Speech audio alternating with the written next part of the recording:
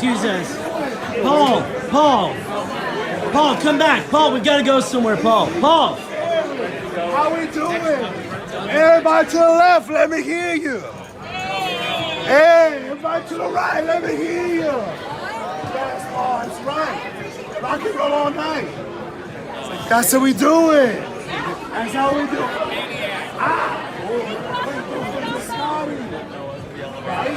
I know Scotty. I love you. I don't know. Oh, you Mark Ellis. I know you. Oh, you're my stepson. I wouldn't go that far, but I love you. Oh, how do I? Okay. Y'all have a great evening. I'll see you at the encore. Okay. Wow, how's everybody doing? Excuse me, Paul. We're good? Oh, okay. You doing okay?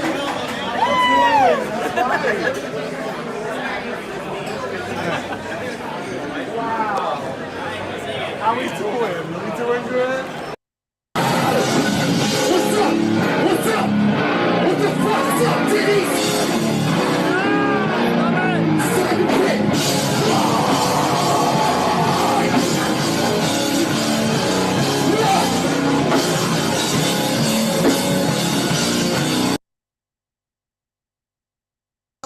Uncle Buford was a dream chaser. He dreamed of chasing rabbits, mostly, and he'd bark and kick and carry on like crazy. Oh, your uncle, huh?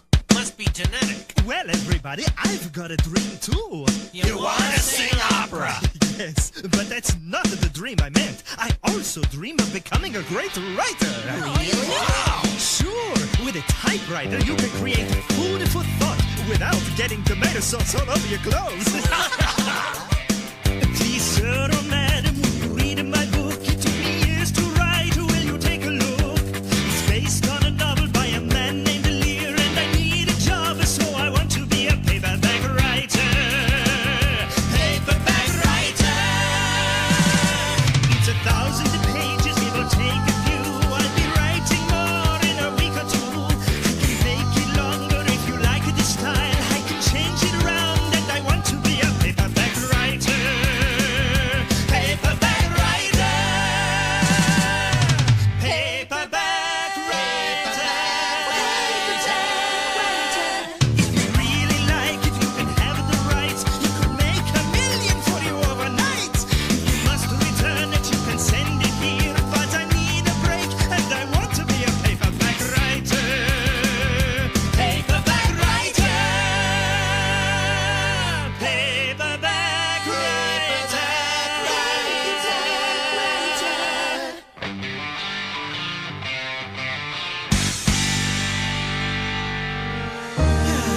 It's a beautiful dream, but I don't think I'll ever write a bestseller.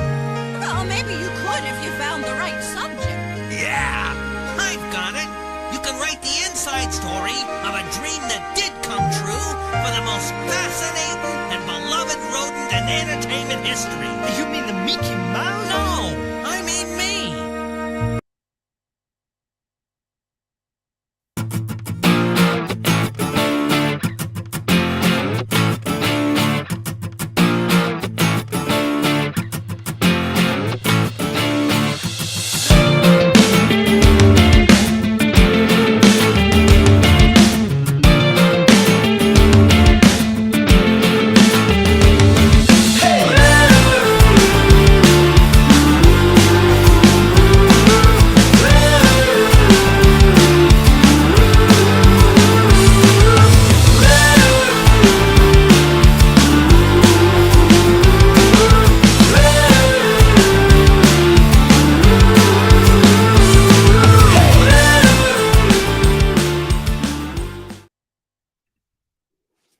What is up, everyone? It is me, your boy, the Canon Junkie, again here for the return of Hyperfocus in 2023. It's monumental, it's momentous, all the M words that mean big things, I think. But yeah, no, I'm glad to be here with all of you, and I'm especially excited to talk to my guest tonight, who's a very good friend of the show and just in real life.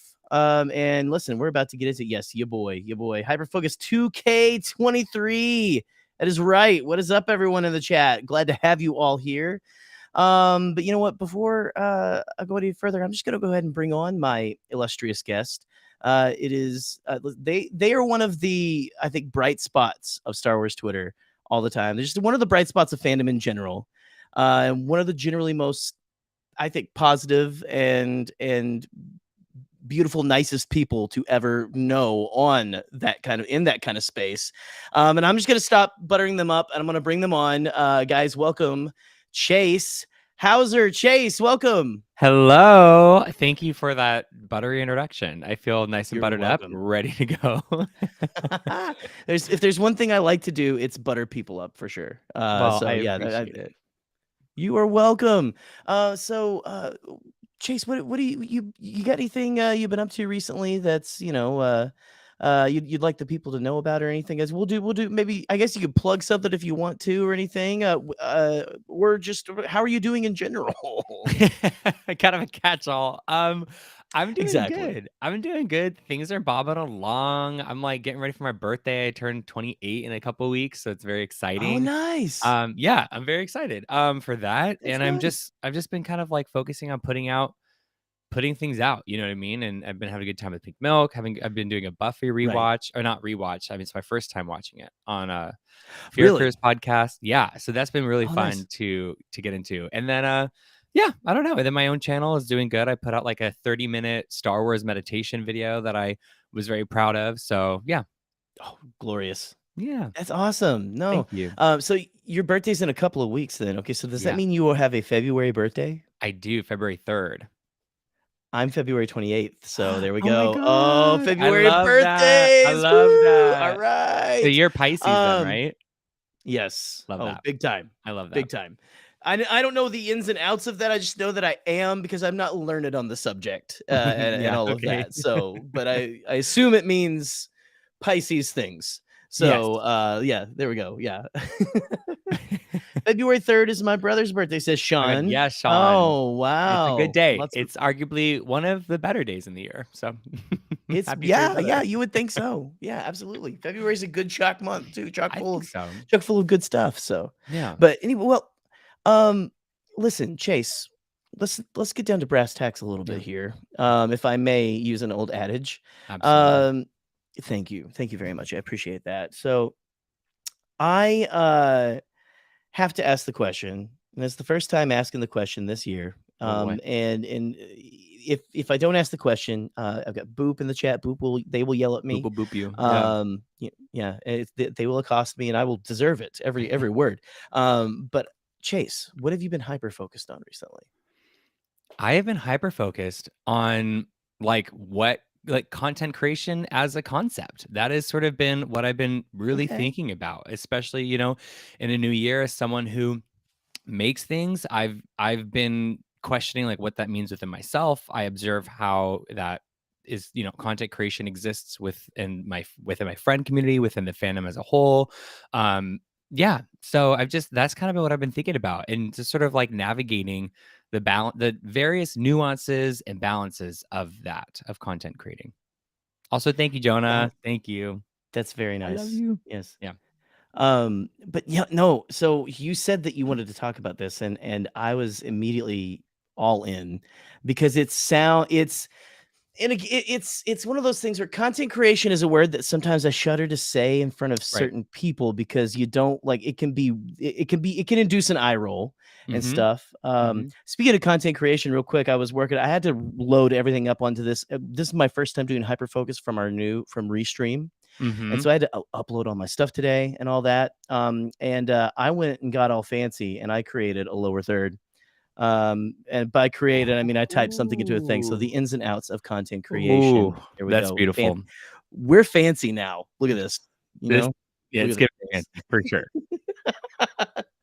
But yeah, so let me see. Oh, hold on a second. Yeah, we got a shout out, Chase. I haven't seen that episode of Casterly yet, but I saw the panel and was immediately jealous that I didn't get to bask in all of that presence was there, because there was so much.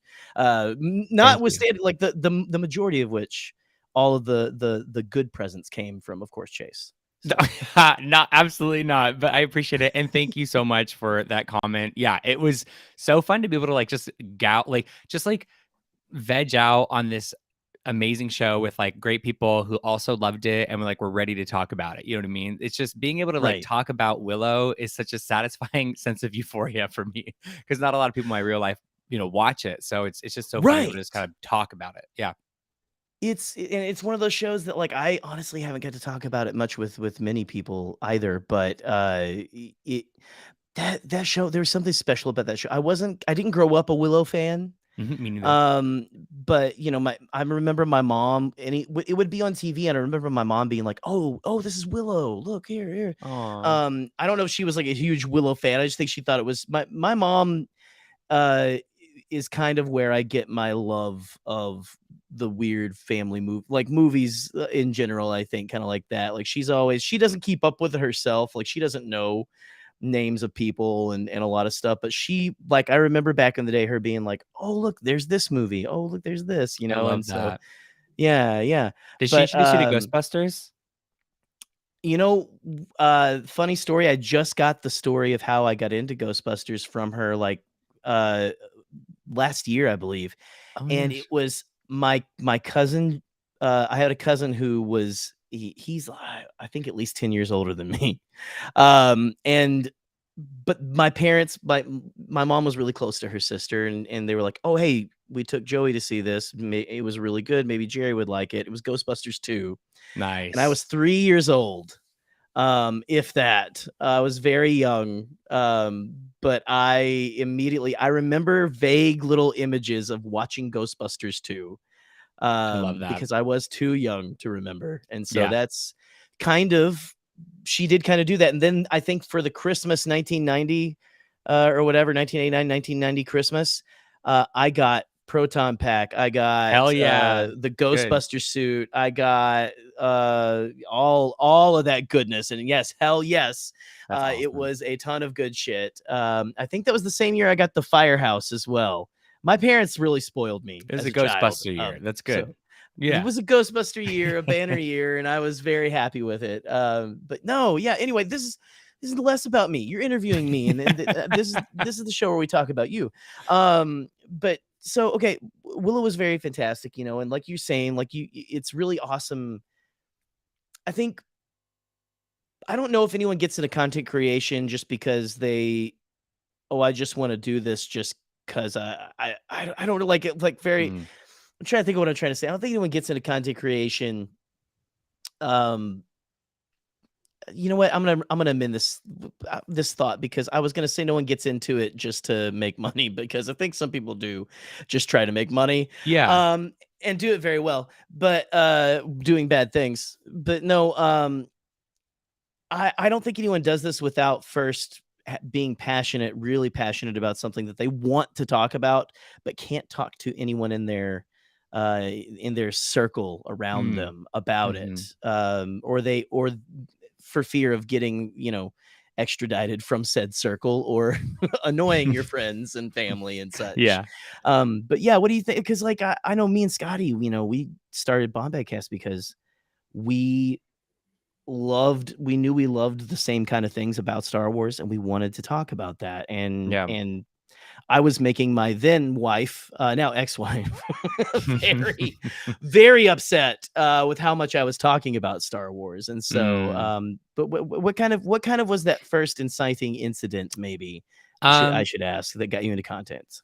I mean, well, when I think the inciting incident of my life, one of the many inciting incidents of my life was, I really fell back in love with Star Wars in a really big way over lockdown. And then I found that a Right. lot of the people that I was talking to about it were queer people, and a lot of like most of the people that I talked about Star Wars were queer people. Like most people that like Star Wars were queer people. And I was like, oh, okay. And this is like I wasn't online, like I didn't have Twitter at this point. Like I wasn't in fandom really. Wow, really? Okay. Yeah. So I kind of realized I was like, damn, I was like, gays like this. And like I kind of wanted to create a space to where the LGBTs could come hang out and talk about Star Wars. This is how it started.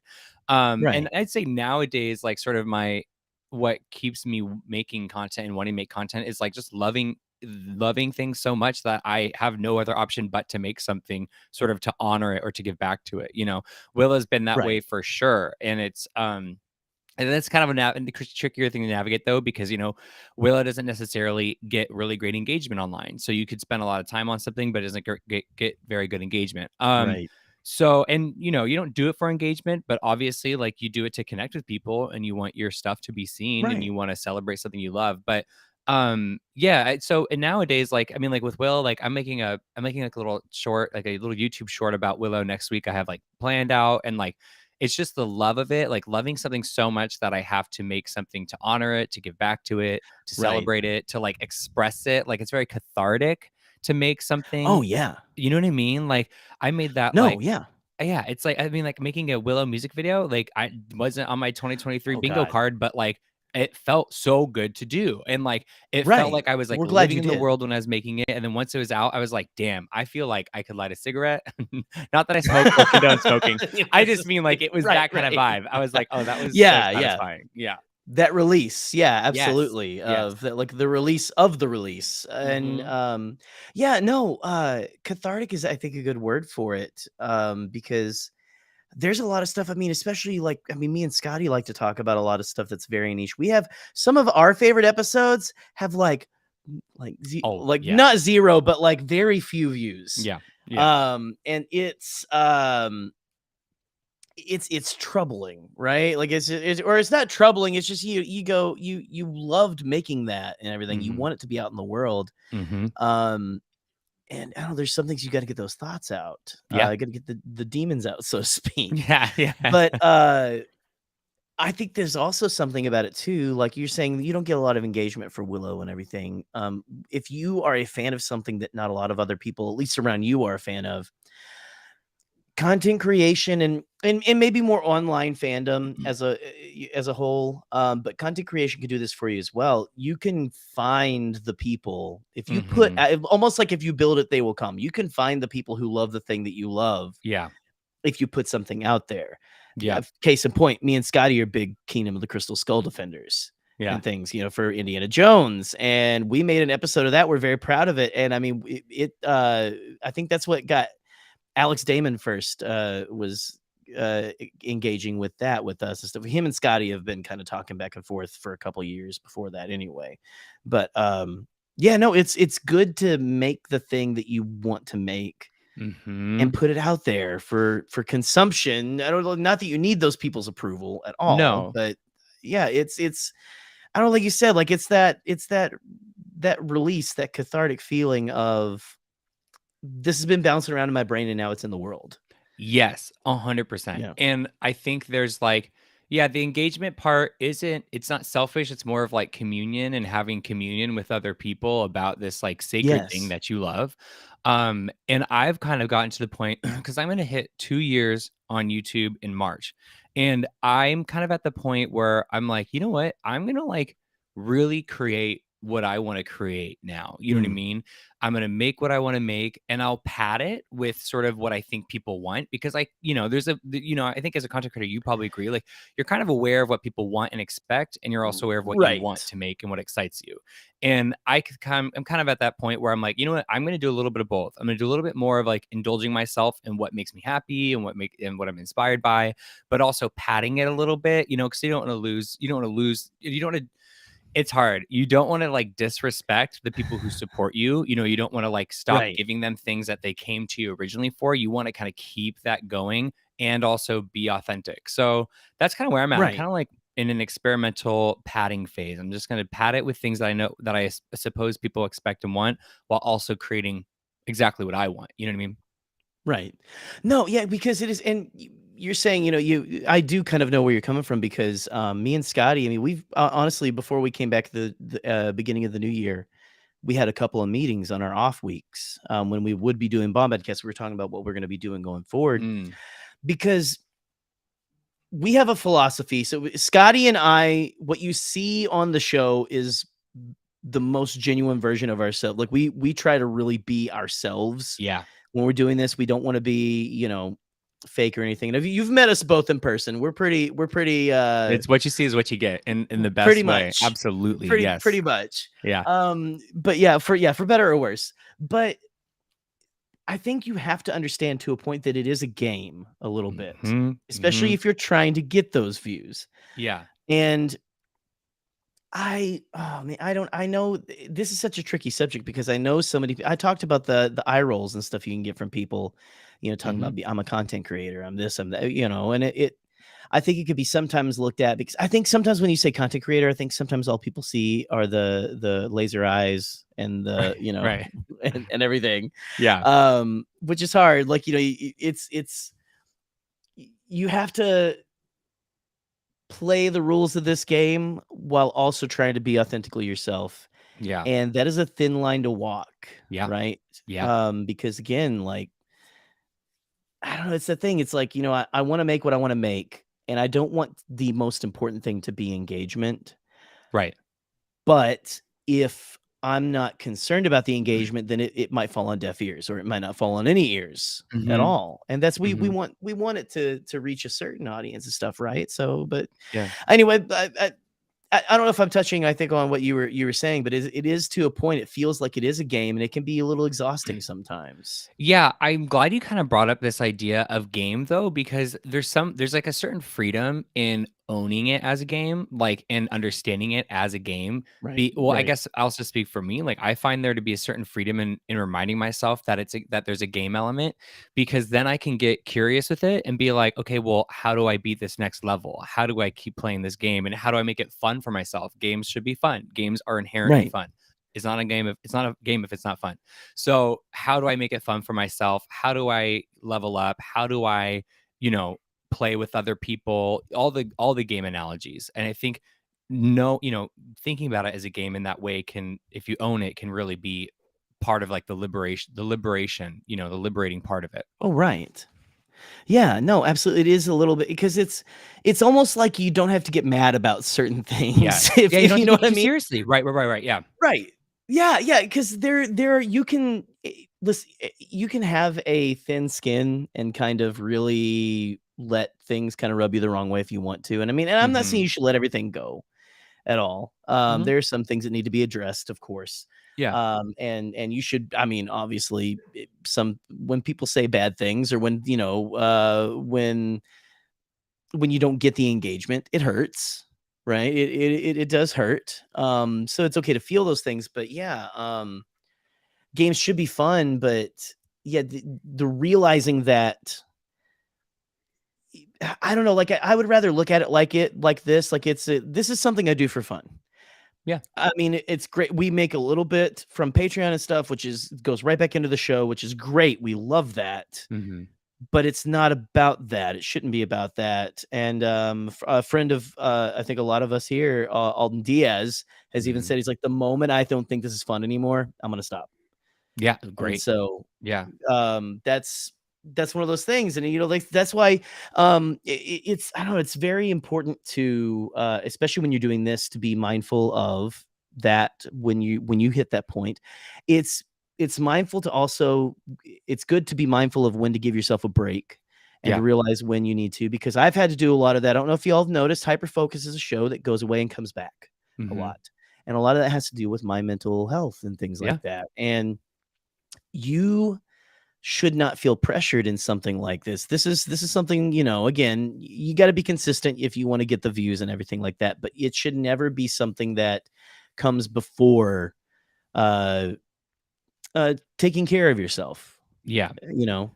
So, Absolutely. And like there's something deeply profound and spiritual about creating from a place of authenticity that I think is really sort of underrepresented in any sort of discourse on like mm, creating content or creating art. I mean, just like art making. And Willow, it's funny because Willow actually taught me a little bit about that too.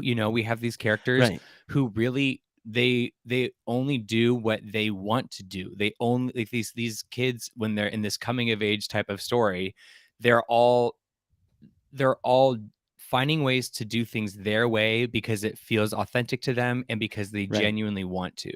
And there's such like there's such like a holy thing about that. And I think that some people, whenever people ask me advice about content creation, it doesn't happen often, but if it does, like one of the first things I say is like is be authentic. Make something because you want Mhm. to, make it when you want to do it and how you want to do it. Like you have like playing by your own rules, because it does like superficial things, like avoids burnout and like can be a little bit more rewarding, but there's also a deeper part to it, I think, where if you're creating authentically and like in a way that challenges yourself, in a way that you just like you feel like you're in a place of ownership over you and your art, whether it's on the internet, whether it's like a physical medium, like whatever it is, if you kind of just sit in that place for a while, then you start getting better at it. You know what I mean? Like you start getting better Right. at, you can't get better at something if you're creating for any other reason. Do you know what I mean? There's a sort of Right. divinity to like creation within yourself that you have to kind of just own. And that comes from a place of authenticity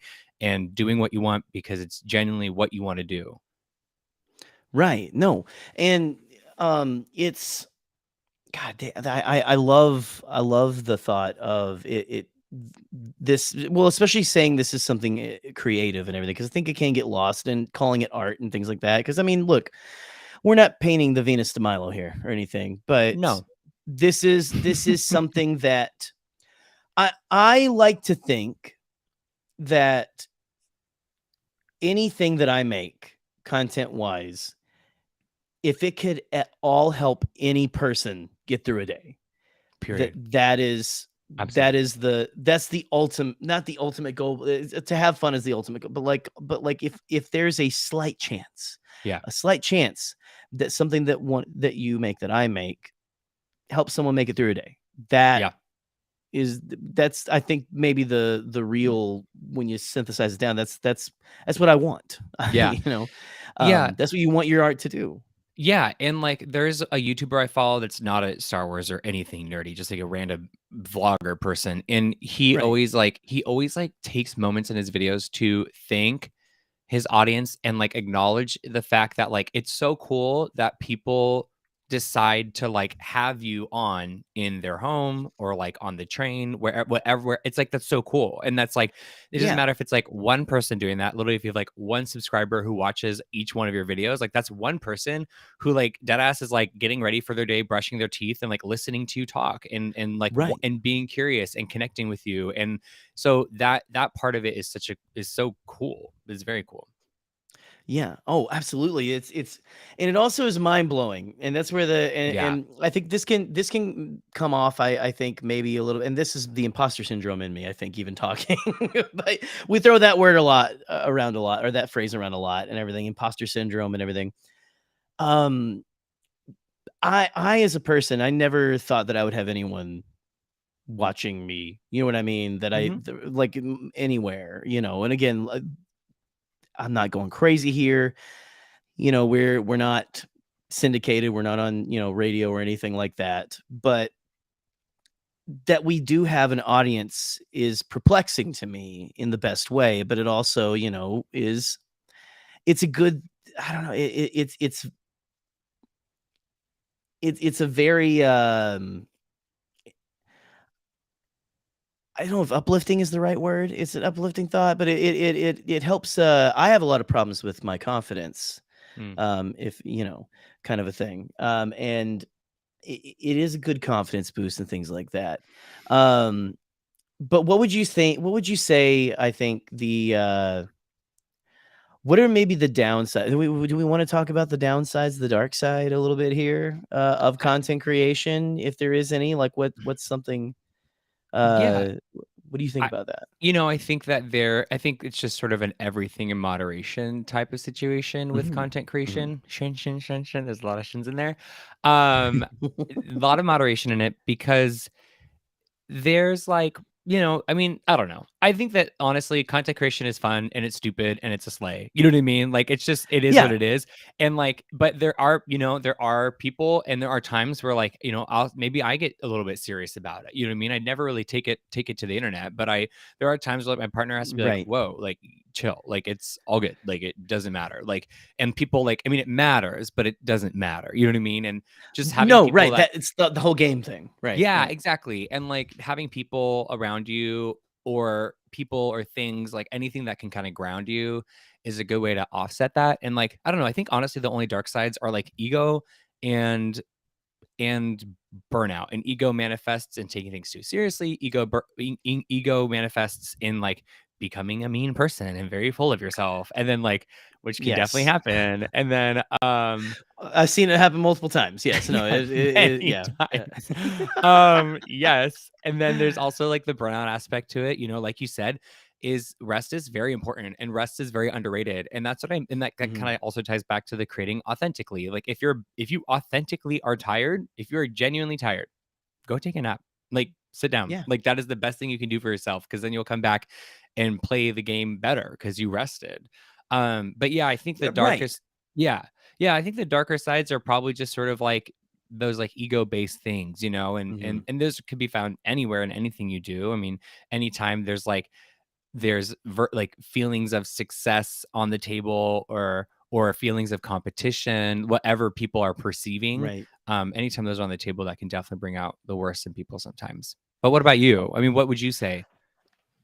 I mean, I think the ego is a lot of Yeah, it. I yeah, really think the ego does a lot. I think that people can get to a point where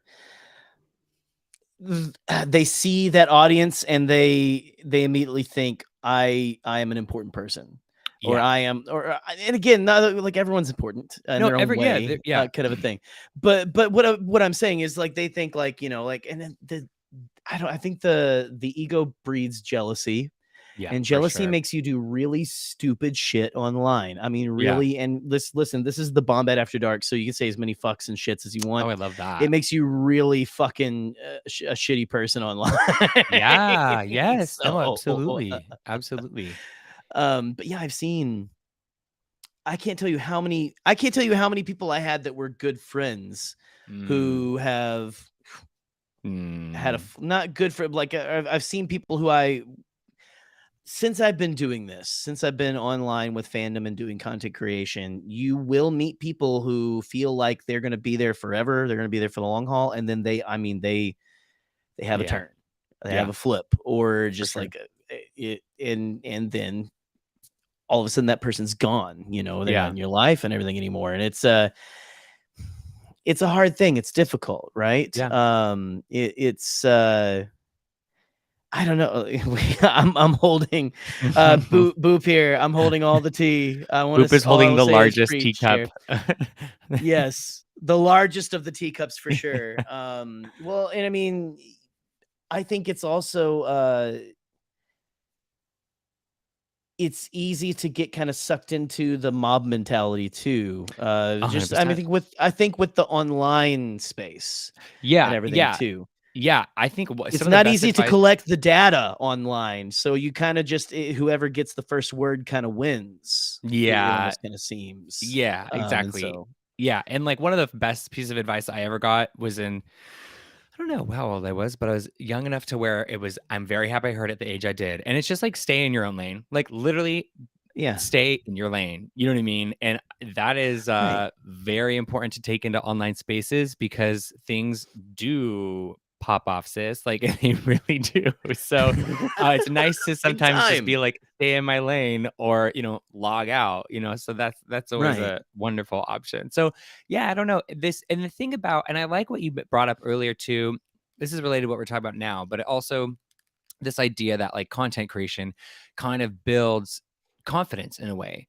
And I think part of Right. that is because any form of creation, in my opinion, anytime anyone is creating anything, it really, you learn a lot about yourself in that process. Yeah. Now, when you're creating content online, I think you learn a lot about even more about yourself in a lot of ways than some other mediums, just because you you're watching yourself. You're literally watching yourself. You are connecting with other people. You are getting feedback through algorithm. You're getting feedback through comments. You're getting feedback through whatever it is.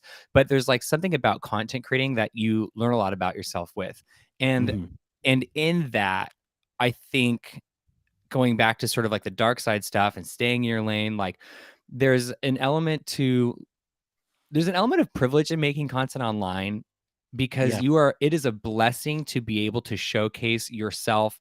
It is a blessing to be able to showcase your thoughts and your opinions and your analyses and have people bear witness to that and share their own. Like that's a privilege. And in that privilege, Mhm. you learn a lot about yourself. And then with that privilege of learning a lot about yourself, you have a responsibility to like just kind of try to be a homie. Just try to be a homie at all times. Right. And like I love if you're that. not being a homie, like reflect on that and figure out why am I not being a homie and try to figure out Yeah. how to get back to that homie place. You know what I mean? Like I think that because listen, like we should literally like I am being recorded right now. Like I should be able to watch Right. this back and be proud of the way I showed up and use Right. the blessing of this platform to be able to self-reflect. So I love that it builds confidence for you. I think it's built a lot of confidence for me. And yeah, I Oh, think yeah. there's forward thinking. There's just sort of like this constant ability to assess yourself and look at yourself and not at a narcissistic way in the opposite way. It's more of like reflection and sort of seeing where you can improve in like I mean everything from down to where you speak to where your energy's at to if Mm. if I'm being an asshole online then I can I it's my responsibility to go look at that and be like, oh well, that wasn't very nice, I could have done that a little bit better. So Right. Right. Yeah, and it's, I don't know, I like the yeah, be a homie. I love that. I love that terminology. Because yeah, you like in you brought up responsibility and everything. And we've kind of already talked about like maybe that's what I was trying to get at. I think earlier with that, if something we make help someone get through a day, that's good. That is a bit of a responsibility I think on there. But there are so many other responsibilities too yeah. in doing this. Being a homie to everyone, maybe not platforming people who are not Not homies homies. in a manner of speaking. Yeah. But I don't like there any other responsibilities and stuff like before I throw it back to you. And there's something that me and Scotty have always said about Bombadcast is we've always wanted Bombadcast to feel like a safe enough space that anyone from any walk of life can come on here, except for again bigoted assholes, to come on here and feel free to talk and to feel at home and to feel like they're getting their fair shake of Mhm. our platform and everything like that. And I Mhm. think that's a big responsibility. I think you have to, again, like you're saying, to be able to watch back and go, yeah, I stand by everything I said, and also um, I I feel like that I can put this out there and that people can feel safe to be a part of what we're making, what we're Mhm. creating and everything like that, kind of creating a safe community and things Yeah. like that. With any of our shows, that's I think a big responsibility is creating a community of welcoming and stuff to everyone because you don't get a lot of that Yeah. out in the real world Yeah. a lot. So, Yeah. but what other do you have any? Do you think there?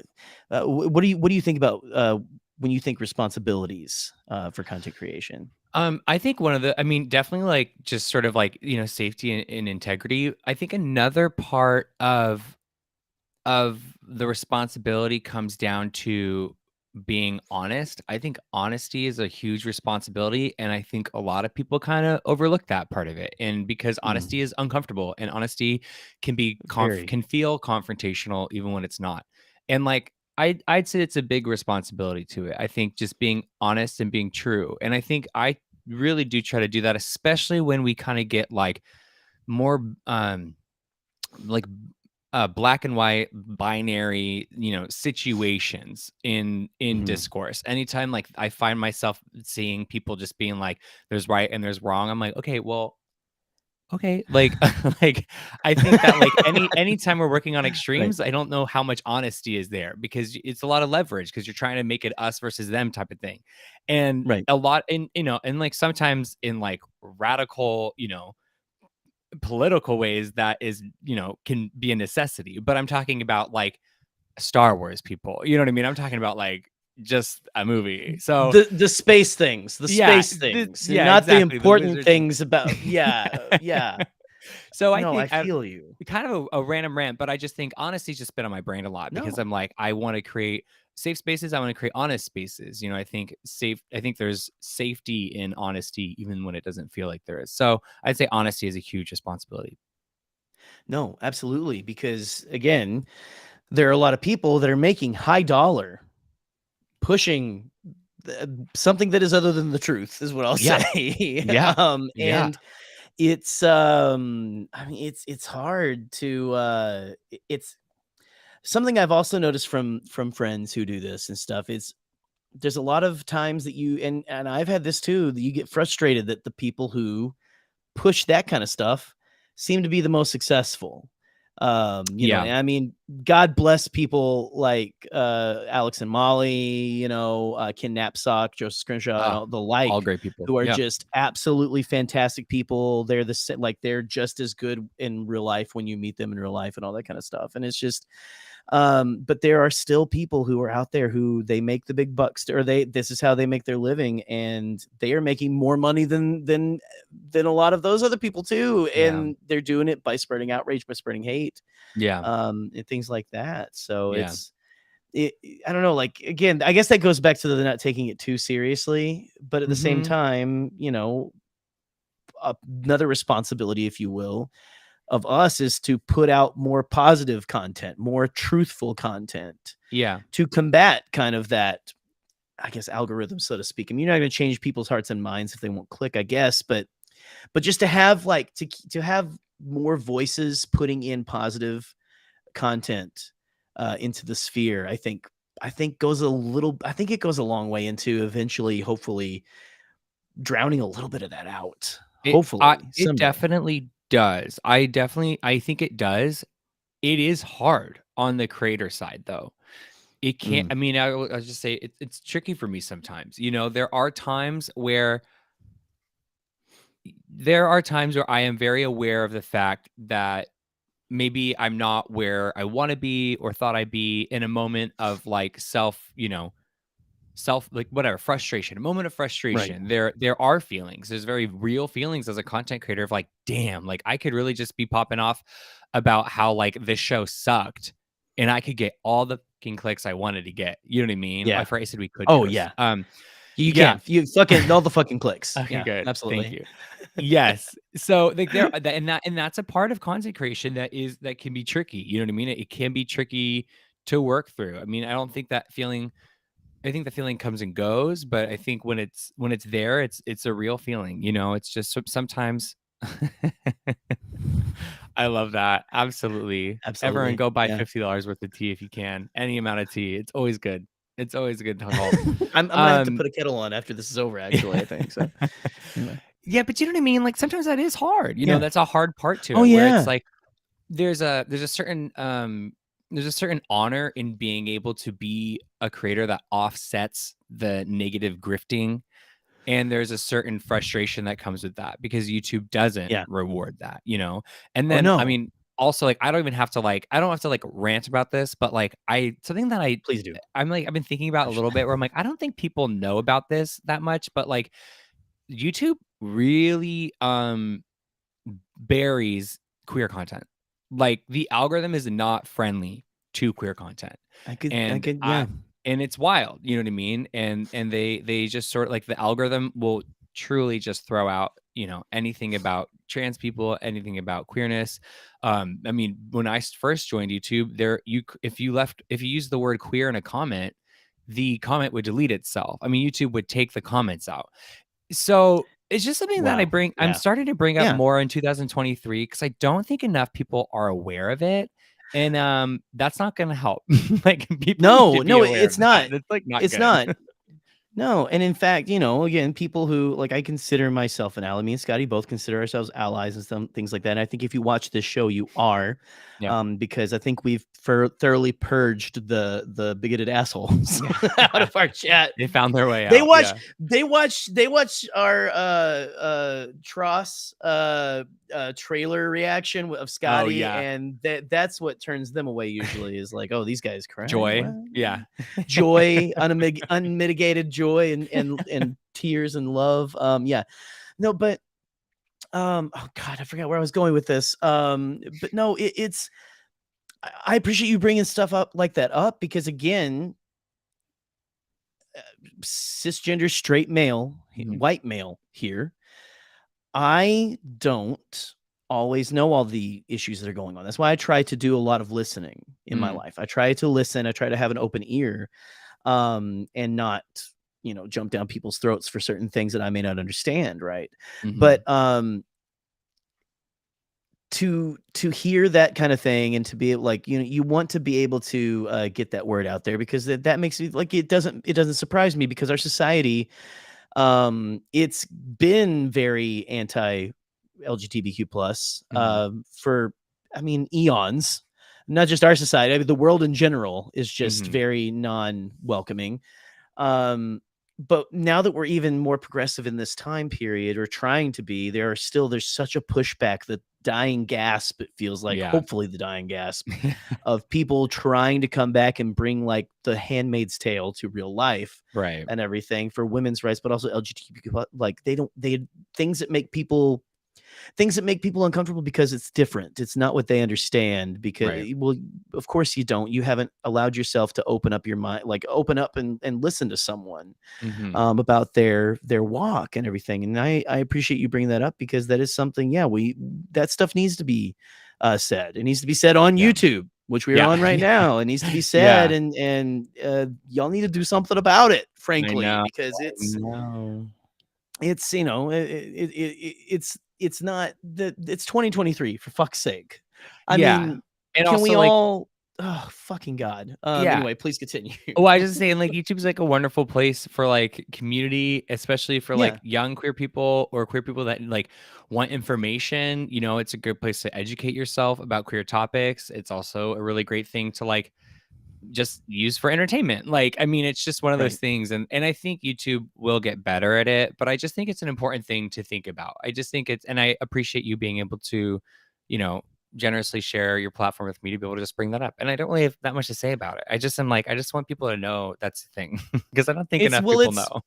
it's a baseline. It's essentially a baseline courtesy kind of thing. It's like you should just not censor an entire group of Yeah. people Yeah. out Yeah. of something, Concept. Yeah. right?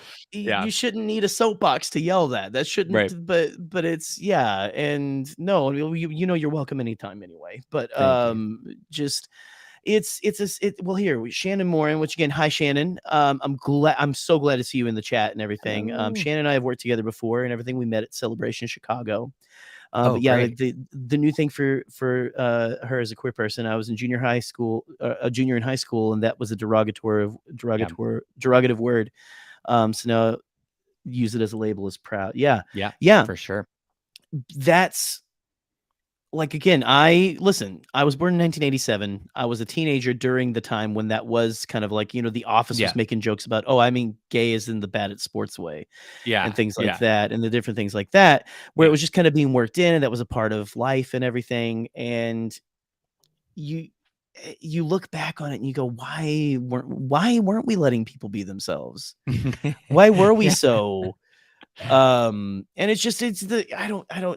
mean, I've got no answers. The answer Yeah. is that people, unfortunately, human beings are always obtuse about a lot of things. They Mhm. tend to I don't know if it's just me. It seems like humanity as an entire fear, exactly, Shannon.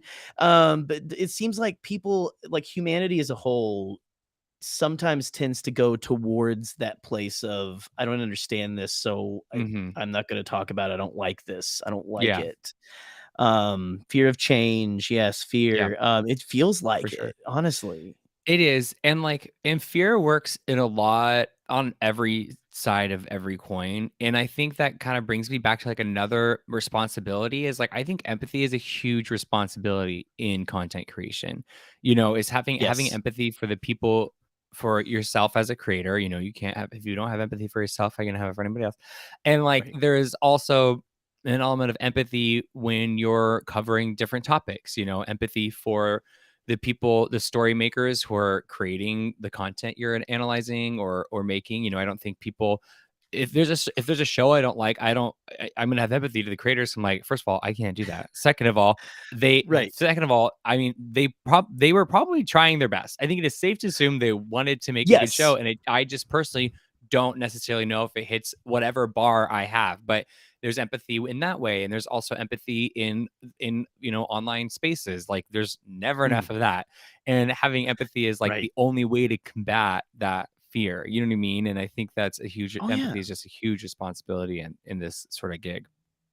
Well, I think empathy is I think that's 100% of what goes into being, as you say, a homie. Yeah. Like for real. Like Yeah. you can't be a homie without having empathy. I'm sorry. No. And I think a Yeah. lot of these people have it's I don't know, it's like they have empathy but only for the people that they want. I don't know.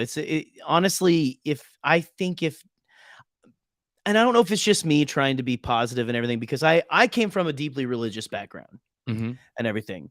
And I've done a lot of growing and self-reflection over the Yeah. years to get to where I am. And that makes me want to believe that a lot of people out there, if they would just have the conversations, if they would do the work and get out there and have that, they would have empathy for these people, for people Right. who they don't understand. Maybe. Right.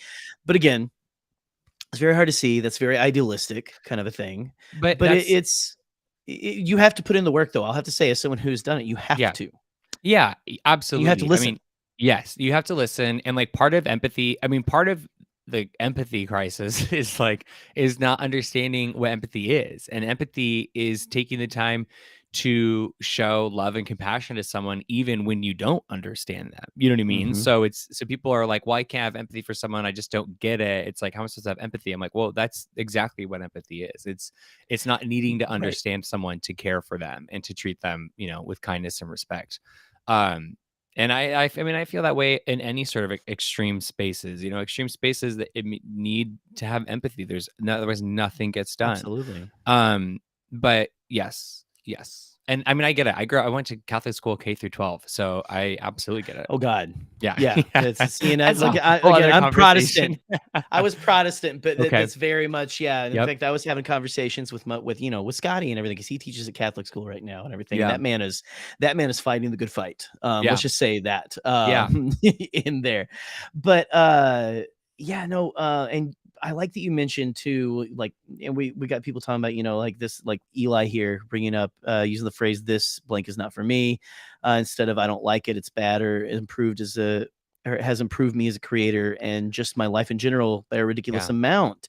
Absolutely. Because you were mentioning, these people who made these shows tried really hard. There's not Yeah. hard. I think it's very rare that I don't even know if there's anyone who goes into going like, I'm just collecting a check. Like I think that happens sometimes, Mhm. but the majority of the time, I mean, people are still trying to make something genuinely that they love. Yeah. Oh yeah. And also those are real human beings behind that stuff. Mhm. Think about how you would feel if something you made was being wrecked the way that and I mean, like that would, I don't know, the empathy for creators and things like that. I think we can kind of go, sometimes people go, oh, well, they're successful and, they're making this kind of stuff. And so it doesn't affect them. And maybe to Mhm. an extent, but that's still a human being. Mhm. And you need to, again, be a homie, not an asshole, Yeah. and treat those people with respect and Yeah. kindness and love and empathy. Yeah. That's just, I don't know. Yeah. It's again, it feels like that should just be second nature. Yeah. So, and I'm a positive, I'm a hopeless optimist, and I want to believe that people have that deep down. They're Yeah. just pushing it down or something, or they haven't had the right conversation with somebody. Yeah. And Either they're that's hurt or they're scared. That's always what it is, right, and right. it is hard to remember that Hard. sometimes, but I've really been Well, thinking about and that you a lot. shouldn't take their shit, Yeah. right? If Right. they're giving it to you for Right. sure, But but there's a way to sort of like lay down boundaries, mhm, with people who are disrespecting you and also show, some form of empathy or even like hope that they might be able to overcome their fear or come to a place of understanding or right. otherwise then it's like what is the point of like just fighting? Because then it's like really it's just like then you could just do that forever. I mean, you really could. So, yeah. Yeah, no, absolutely. It's but we've gone all over the place in this, which is fantastic, and I think we could keep going on a lot of this kind of stuff. But just I don't know, this thing that we call content creation. I, my personal experience has been that I've made some friends doing this. That I mean, I've kind of ended up finding my people through this, Mhm. Mhm. and I don't know if you feel similarly, but Yeah, that's one of the to me that's one of the best things. Now, if I can get absolutely. a little greeting cardy here, kind of towards the end. Another way to finish up. We're gonna bring some people in here to talk in a minute, Yeah. but no, I don't know. What do you think? How has your what's the ultimate experience that you've had? Like, have you? I guess you have had some good experience because you're still doing this and everything. So, I don't Yeah. know, what would you say the best kind of thing about doing this has been for you? Yeah, I think definitely like the content was the friend we made along the way. The friends, yeah. I Yeah, agree, right. Boop. I think that I don't know. I think that some of the biggest one of the biggest highlights is a relationship based thing, but I can't really like pinpoint it to like one specific thing. It's more like I was walking my dog yesterday. I mean, I walked Mm, her today. I walk her twice a day. Okay, but I mean, like when I nice, had very this good. thought, when I had this thought, I was walking her the other day, and I was like, dang, I was like, it's really cool, like just walking my dog in Chicago knowing Mm, that I have friends in this state, in this state, in this state, in this country, in this area of the world, all yeah, because of sort of like what we all love, is having it through our shared interests. And that's like a really cool, powerful thing to feel connected on a global or national scale. You know what I mean? And it doesn't right. have to be a Oh million yeah, people, but it just is like knowing that I have like little pinpricks of people on this global map is a really empowering thing. It makes me kind of walk a yeah. little bit taller and feel a little bit more grounded and feel a little bit more loved and feel like I have more love to give. And it's a good feeling. It's community, and the Oh internet yeah, does provide a space to have community on a global scale in a way that it's outside of my regular Chicago community, my tiny Chicago community. So yeah. yeah. No, I love that because uh, it, it's comforting in a way Yeah. to know that wherever you could go, that there are people who would be for you, or almost Yeah. everywhere you like that Yeah. you have. I don't know if it's kind of like you've got people all over this planet who care about you, and that's very comforting. Yeah.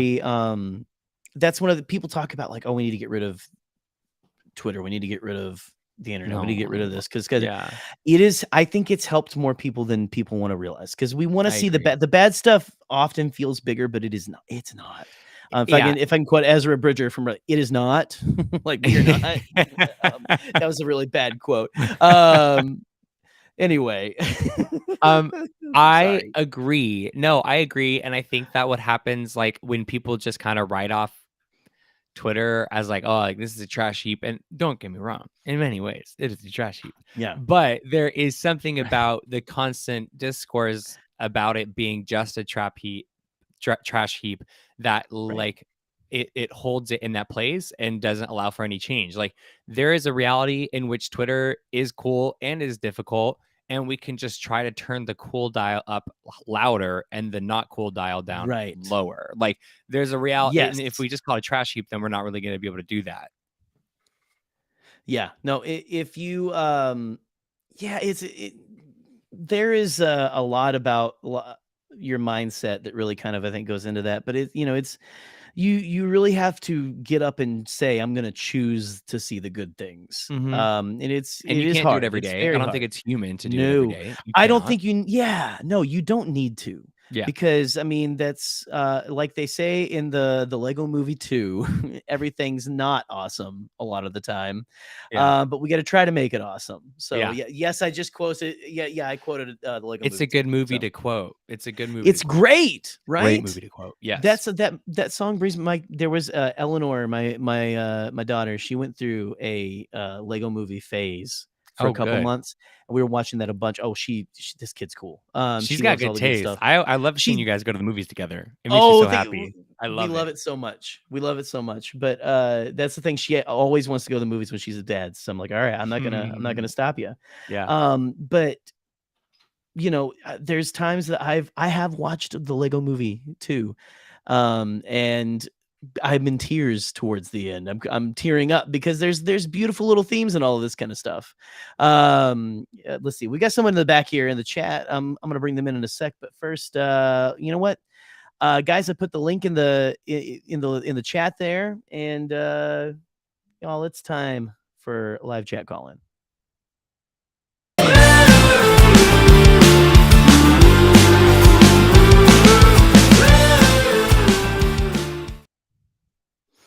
Hi, Boop. Hello. You got your tea? Oh, hold on. You're muted, I think. Hold on. Let's check the cord. Run that in there.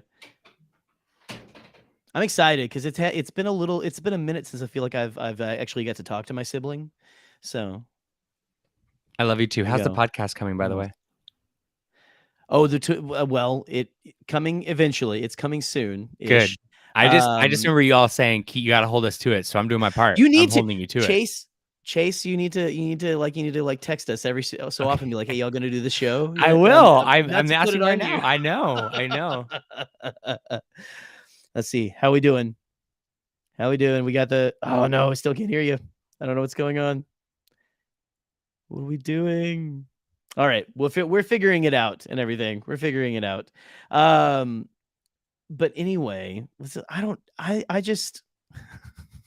I think she's talking. I think they're talking to John, like just off screen. So, oh man, the tea is not just. Oh, hold on, the tea is not just figurative. No, it's not, and it shouldn't be. No, it should not. Oh, I guess they had to leave for a second there. Oh, bye, Shannon. Bye, Good Shannon. to hear from you Thank again. You so much. Thank you. Let's see here. Okay, I'm gonna pull in. We've got someone else in here in the backstage right now while we wait for Boop to get everything kind of worked out there. So I'm gonna go ahead and bring in our buddy Eli from Oh my God, In Eli. a Galaxy.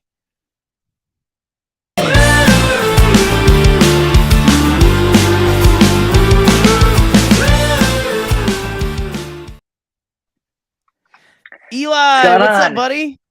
What's going Hi, on, friend. everybody? How are you? I'm doing all right. How are you doing, Chase? How's everybody doing over here? I'm good. Yes, sir. We're doing good. So I saw your comment. Yeah. You're about to head. Are you about to head back to school? Right there. I'm back. I moved back today. I'm in my new. Oh, you place did. now. Okay. Yeah, I moved back today. Classes start on Monday. Interesting semester, but I'm glad I have all of this stuff here and all of, like the. I like to use content creation for me, like, as my escape from all of that. I love that. And I'm glad that Yeah. I have that going and a lot of that, like, plans being made, things happening all the time. If anybody knows me from, like, behind the scenes of planning content with me, you'll know that I like to plan things super incredibly super in advance because I like similar. my brain. I have a Palpatine brain. I must always have a plan. And I'm always like, okay, so if we do this here and then we do this here, then that will mean I have like ideas for things I want to do literally months from now. So yeah. Oh wow, that's see. I wish I had a little bit of that Palpatine brain. I'm glad that you use it for good as well. So I use it for well, on one of my shows I use it for good. On the other show, no promises. Right. Well, yeah. No holds barred. Sometimes that's fine. I totally understand that. So. Yep. Yeah. Well, I don't know, did you have any other kind of thoughts or any kind of questions for Chase or anything about this subject or anything? I just thought, like, the whole observation about content creation was really great because it is a tricky thing. It's such an ebb and flow where you're constantly and all that kind of stuff. Here's what I'm wondering with you, Chase, and I've been hearing this from a lot of people, and I'm not trying to disparage anybody who makes this type of content, but I've been seeing a lot of people moving away. And by the way, I wouldn't disparage this because I know Jerry and Scotty do this every week. But but I've seen a lot of people wanting to move away from, especially if they are entertainment content creators, covering shows every week, episode by episode by episode, doing those Yeah. live reaction things. And We're about to go In a back Galaxy's to that never on been March about 1st. that. Yeah, I know you're still doing it about the Bad Batch right now. Right, yeah, a little extra Yeah, stuff. Yeah, but it's and In a it's not Galaxy's as never. fun. I was gonna say, In a Galaxy is not really done that, not because we like it's just not our thing. But I was wondering Right. what your thoughts about like that weekly grind. It's definitely a Are. grind. I mean, I think because like I know a little bit about it from Pink Milk. You know, on the Pink Milk podcast, we do breakdowns, not breakdowns. I mean, we just talk about the episode in very loosey goosey ways. But we do like weekly shows, and I like what you said first of all about Eli about content creation as a whole, just having an ebb and flow. Like there is an ebb and flow to it, and there's a lot of nuance to it, and there's like a lot of parts of it. So I just love that you brought up the ebb and flow. But for this specifically, like for like this sort of like weekly coverage or making content about a show, I've personally kind of gotten to the point where like, you know, unless I love the show, I really don't kind of push myself to make content dedicated to a show. And I've found that it enables me to enjoy the show that I already might be enjoying moderately. I could enjoy it a little bit more. And kind of going back to what we talked about at the top of this stream is like this idea of like making content about stuff that feels really authentic and really good, you know, and creating things that make me feel really excited. And so sometimes, you know, I think the pressure to make content about a show that's like in premiere can be a little bit overbearing. And I've kind of steered away from that so that I could just build a little bit more of like a sustainable way of working. Yeah, I've very much kind of gone towards the same philosophy. You will probably get a tweet, maybe a few tweets from me that morning, and that's pretty much it.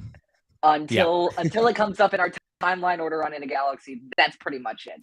Yeah. We're doing this weird thing right now where Bad Batch season 2 is actually pretty close in our timeline. We're trying to delay it as much as possible because we want it to sit for a while before we really do it. We don't want it to be a reaction sort of thing. But I just find it really interesting because I know a lot of great people on both sides of this issue. Like I know a lot of great people who love that weekly grind, and I know a lot of people who either are getting burned out of it or just generally hate it. And it's always interesting to hear people's thoughts about that. Yeah, no, it's and again, like we will go to the weekly grind sometimes, but it is like you said, like you gotta, like we were saying earlier, you gotta do what makes you happy and things like that. You gotta do what fills you up. And it's also like, you know, the idea, and I'm not sure how much this matters to people, but like everybody else is doing it. You know what I mean?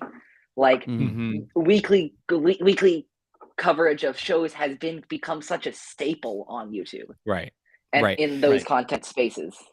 And I love this question. I mean, I love this topic because I literally live in two worlds. Like on Pink Milk, I do that. On my own stuff, I don't do that. But I've been thinking about it too in terms of, and I'm not. There is sort of like there's an ease to covering something weekly in terms of you don't have to think of what to do. You don't have to think of something to make. It's just there every week. Yeah. And there's something about that can be just what creators need at the time. And that's great. And like lean into that. You know, if I was feeling like super burnout on like original concepts and like, cause there's different, you know, there's different kinds of muscles you have to flex. And if those muscles are tired, then I'm going to lean into the fact that, I don't have to freaking think. I can just autopilot this week to week, do this show. But then there's also sort of like a challenge in not doing that, because then it's like, oh shit, like I got to come up with something, you know, I got to think outside the box here. And there's something that's exciting about avoiding the weekly stuff so you can challenge yourself. And that's the hack that In a Galaxy does, is that we have our like chronological schedule. We have our like watch through, and very much I've seen times where like we were doing. I'm thinking of an example like we were doing when let's see, I'm trying to think when the Book of Boba Fett was coming out last year. We were doing we were covering I think probably season 6 or 7 of the Clone Wars. Had almost nothing to do with the week by weeks. And I remember like just thinking in my head, a lot of people like I'm having the conversation with myself of, oh, Book of Boba Fett's going on. Do you want to do something like that? I'm like, no, screw you. We're doing Clone Wars because that's where we are and that's what we're doing. And Yeah, because it's authentic creation for you. Us. Yeah. Totally. Yeah. No, you get that. Yeah, you have your thing and you're sticking to it, and that's fantastic, and you guys do a great job of that. So, You do. well, thanks so listen, much. It's just fun to me. Like, I guess I don't know what I was going with. I think it does have to come from an authentic place. I think it really does. I think that's really important. right? Yeah, no, it absolutely does. And listen, go ahead. So go ahead. So, Star Wars in a Galaxy, Epic Conversations. Do you have anything else? Do you need to plug before I send you backstage there for a minute, buddy? No, I'll just say Epic Conversations, our last match, which was not controversial at all. I don't know what anybody's talking about if they say it was I did not have a text chat blowing up through that entire thing at all. No, absolutely not. I'd be shocked if you did. It was the cleanest match on Epic Confrontations ever. Yes, absolutely. Yes. Big Chungus versus Bangers and Smash just premiered 2 days ago, and it was something. Let's just say that it was definitely something. Right. Absolutely. I recommend that people sit down and play a good game of Corellian Spike over it. Yeah, I got mine right here. We got some Corellian Spike right here. Or so, I guess some people call it Savak. I don't know. Some might. Yeah. Who knows? But anyway, well, listen. Hey, thanks again for stopping by, Eli. We'll talk to you in a little bit. Absolutely. All right. Absolutely. All right. So coming up next, we have a first timer. For. Yeah. So I'm gonna go ahead. I'm gonna get ready to play the clip. And we are going to bring in Brennan Marr. Oh, hell yeah.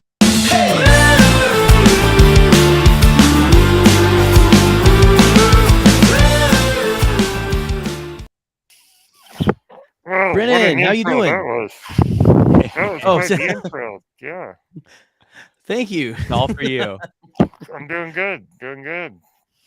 Good to see you. Yeah. You got to say, Chase, thank you for your contribution to the Willow panel. That was such a great episode. Thank you. I really appreciate that. Yeah, we had so much fun. What a great show.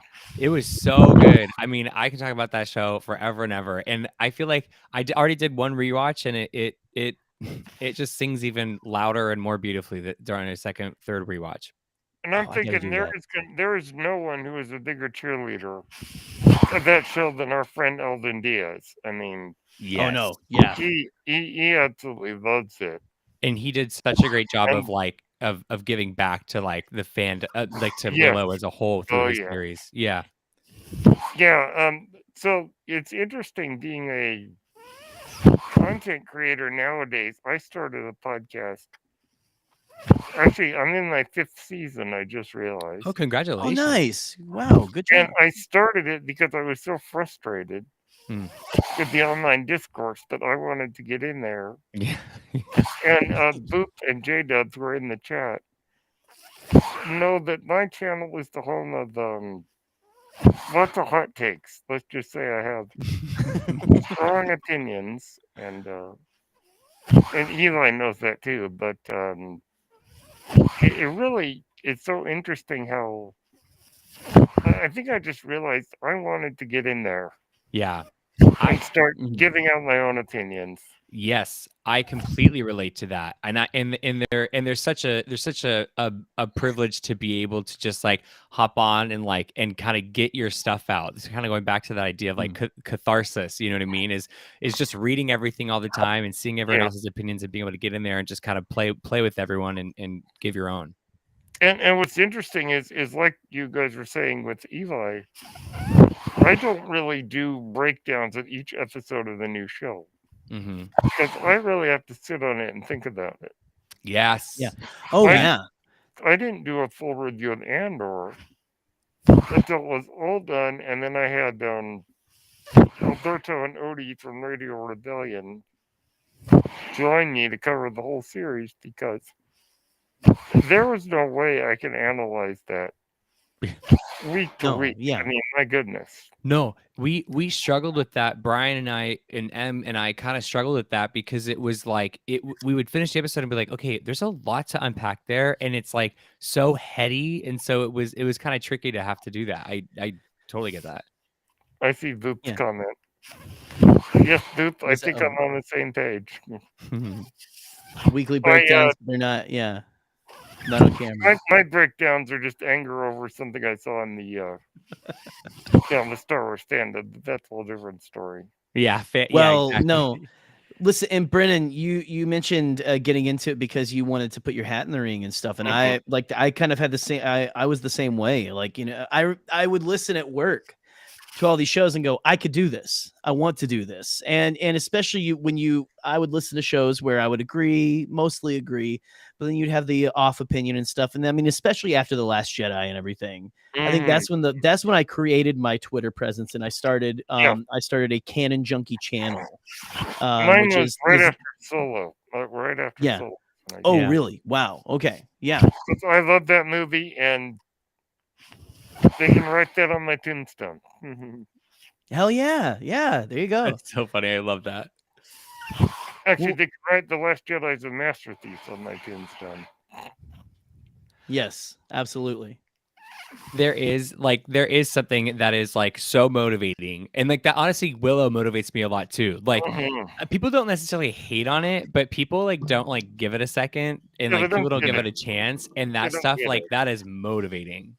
Yeah, because I thought about it and I thought the show is silly and goofy, and my response to that is, well, if you saw the original movie, you would know that Willow has always been. It's always been so cheesy and goofy and kind of stupid. Yes. Yeah. But its emotions are not stupid.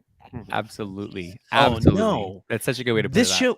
This show made me tear up quite a few times. Willow made me tear up quite a few times. There's just some really good, like there was a good father-daughter relationship between Kit and her dad, or there was like that kind of her looking for her father, that moment they had. And again, I'm a girl dad, and any of that shit is going to wreck me. I mean, and so Willow is so, again, it's a fun adventure, but they do, like you said, they just pepper that humanity into it. And apparently, I don't know why I feel this way, but I feel like I want to follow Dark Allura. I don't know why. I just have a thing for that. Yes, I completely agree. Cool. I really hope we get a dark and light Allura in a season 2. I mean, if I were Graydon, I'd be like, I'll take the dark one. She's a total babe. Her costume, the haircut, she looks great. I get you. Yeah, I mean, that's how it is. Yeah, that's it. That is. Listen, you had that entire moment of when he walks over the hill and it's metal as fuck. Oh my God, metal. It's like a metal album, yeah. Yeah. Even like the troll that turned into the two-headed dragon thing. That was awesome. The Ether Sisk, named after Siskel and Ebert. Right.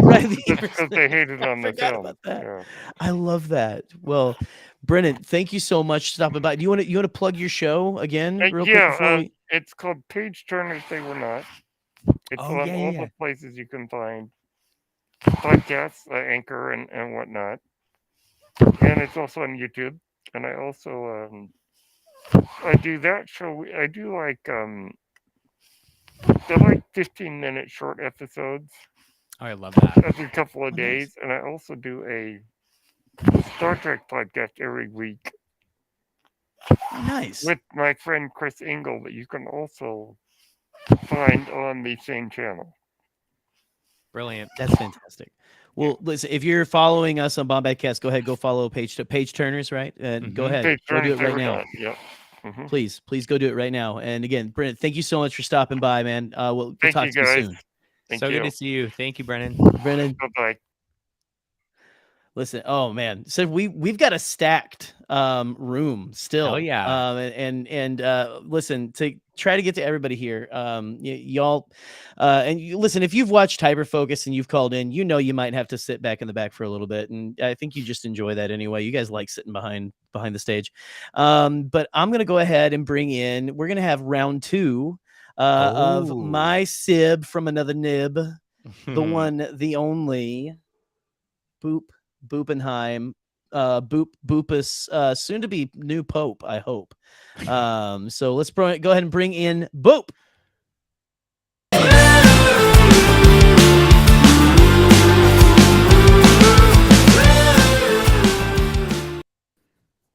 Yeah, it's actually Pope Guilty the First.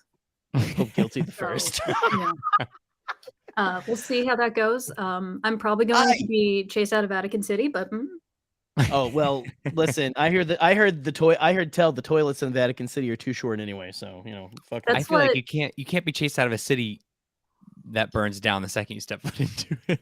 Exactly. If I don't start burning, it might. Listen, if the 3 of us went there, I mean, it's like we are like 666 here. Like we are the antichrists here. I think. We're all No, I'm just kidding. Thank you. Yeah.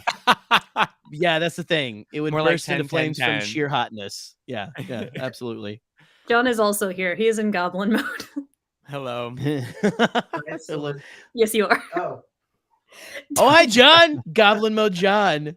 I thought that. Listen, I thought he was just part of the display back there for a second. So no, I'm the rarest collectible. That's right. You are. Nice. That is fantastic. Well, so what are you two lovely people doing this fine evening? What are you up to? Recovering from a very long week at work. Drowning myself in tea. Self-care. Wine for me. And I think tomorrow someone's going to start their watch of Stranger Things season 4. For the first time. Yeah. This is very exciting. This is Okay, very exciting. Yes. So can I say that season 3 of Stranger Things, I loved season 4. Season 3 is my favorite. I agree. It's the best. It's the best. You get baby girl Steve Harrington. Oh God, Wait, Steve he's Harrington. right there. I love him. Steve Harrington has my whole heart. I fancy myself as Steve Harrington, although I wasn't as into sports as Steve Harrington.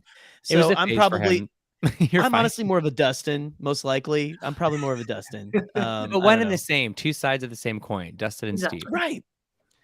Yeah. Although someone does not like Steve. I don't like them yet. I haven't gone back on that yet. You are so stuck on season 1 Steve when season 3 Steve is right there. Steve, season 3 Steve is a chef's kiss of a character. It's true. Yeah, well, that's when I started to really see why people would come around to liking it. I think it's just season 1. It's a lot like Twin Peaks, and I make the comparison a lot where Bobby from Twin Peaks. Bobby. Makes such a strong impression as a bad guy that I can never let it go when it comes time for them to have their redemption arc. It's really tough. Yeah. See, for me, that was I'm trying to think of the big brother's name, Sam's big brother's name. Billy? No, Billy. it's Max. But were you Max's? Yeah, it's Billy. Yeah. Yeah, Billy. Billy, the one who smokes and like tries to hit the kids on their bikes with his car and everything. Billy. Yeah. Billy, I have a hard time with Billy, even when he has his redemption there at the end of season 3. Where? But well, I mean, he's like very much an Anakin throwing the Emperor over the edge at the very end. He is that kind of. He's an Anakin arc for sure. He's an Anakin arc, but except for you don't see the good part of him at the. I'm just kidding. You get this kid was abused. Everything. This is becoming a Stranger Things podcast. At this point. By the way, when are we gonna talk about? I would love to talk about Stranger Things. Hanging. Oh wow! Oh my God, that's so incredible. But anyway. Well, Boop, I think you might have a question for Chase, right? Or have they answered already? Yep. Let me pull up the spreadsheet. We got to get the spreadsheet out here. In the meantime, I want to pull out Excel. Say and appreciate Chase. I really liked your most recent video. I know you had to kind of deal with some stuff for it with kind of being honest about the Bad Batch and everything. But I appreciated the lesson in, judging a book by its cover that it is in content creation, especially poetically, since you all talked about that tonight.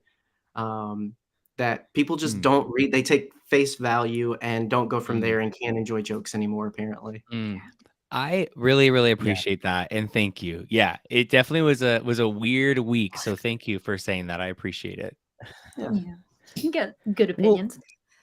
Yeah, if I real quick say on that as well, like I forgot, I did see that you had like some trouble with that, and I didn't understand because I thought that thumbnail was fantastic, and we have used plenty of laser eyes in our thumbnails, so people should just get the hell over it. We're making fun of it, okay? It's like, come on, leave Chase alone. Yeah, I mean, it is what it is. I thought I could use a little bit of irony in that.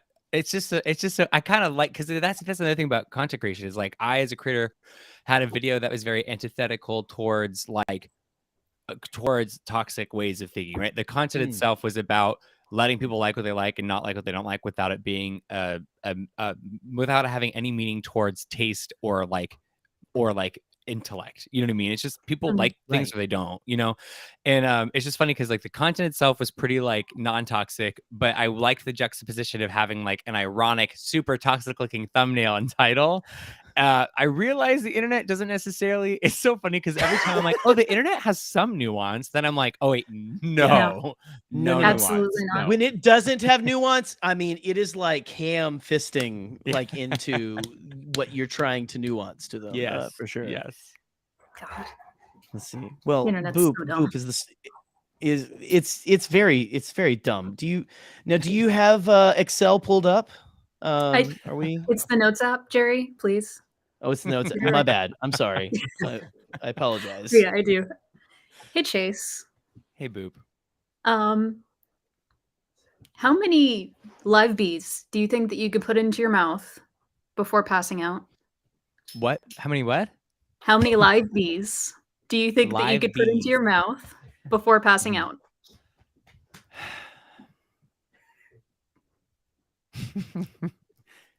I love this question, and I'm taking it very seriously. It's why I'm waiting, because I'm counting them.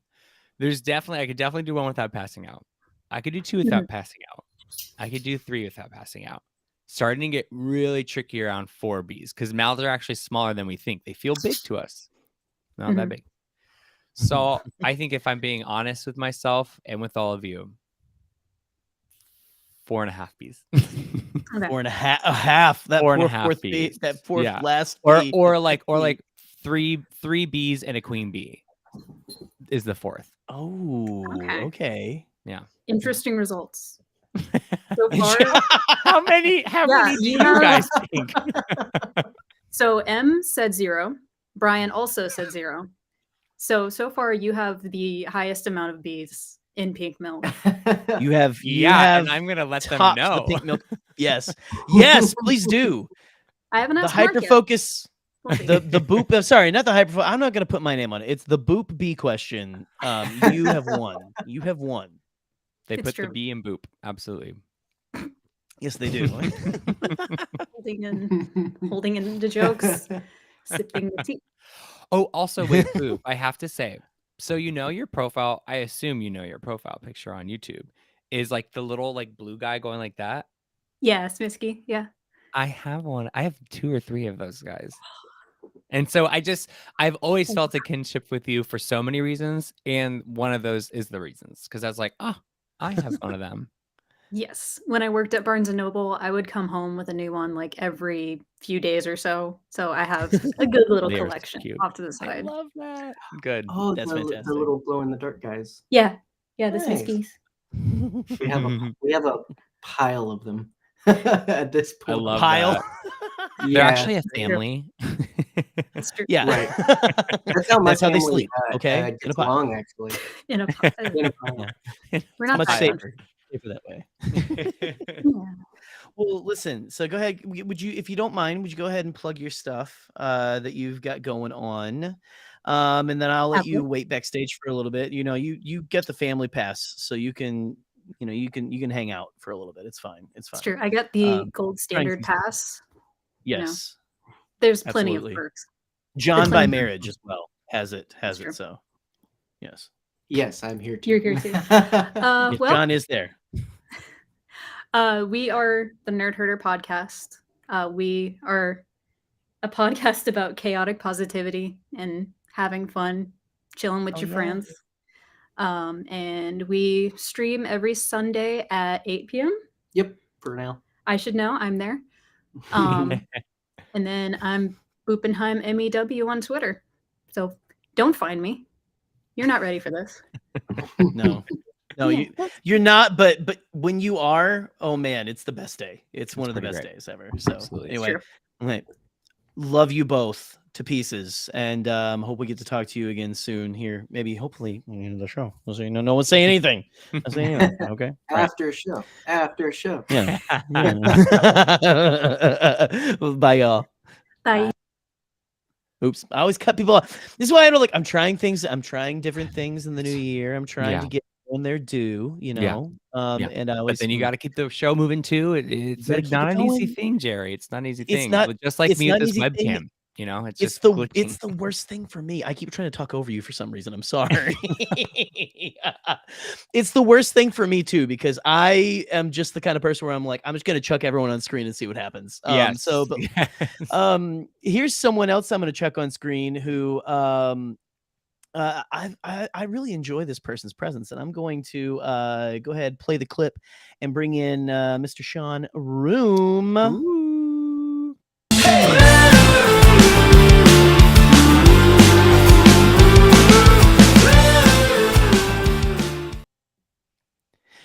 What's up, Sean? Hey guys, how you doing? Pretty good, fantastic. How are you doing, sir? This fine evening. Yeah, taking it easy, enjoying a great stream. There you go. Oh, you're too kind. You're too kind, sir. Sean and I think have had like a budding like bromance happening on Twitter. I feel like I feel that too in recent weeks. I feel this bromance reaching ahead here. And so yeah, I wanted to say it on stream so that everyone can hear it, and so that look, it's out there. Me and Sean, we're out there for each other. So boom. I appreciate that, Jerry. Anyway.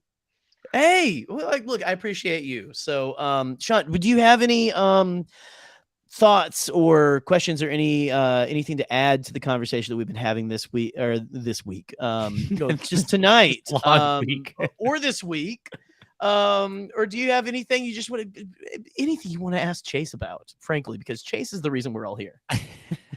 Yeah, as part of this week-long stream we're having here. Yes. I did have a question, and it was about like, what is your favorite part? I guess this is a question for you too, Jerry. Your favorite aspect of content creation, because I've dabbled in it here and there. I did a podcast for a little while, might pick it back up when I have time. But in addition to like enjoying the content and talking with people about it, like one of the weird things I really loved about it was actually like audio editing for sound. And I haven't done video, but I imagine that there are other parts of content creation that people, enjoy or get a kick out of. And I was just wondering what some of your favorite parts of the actual creation process are. I love that question. And I definitely know what you mean about like the audio of it.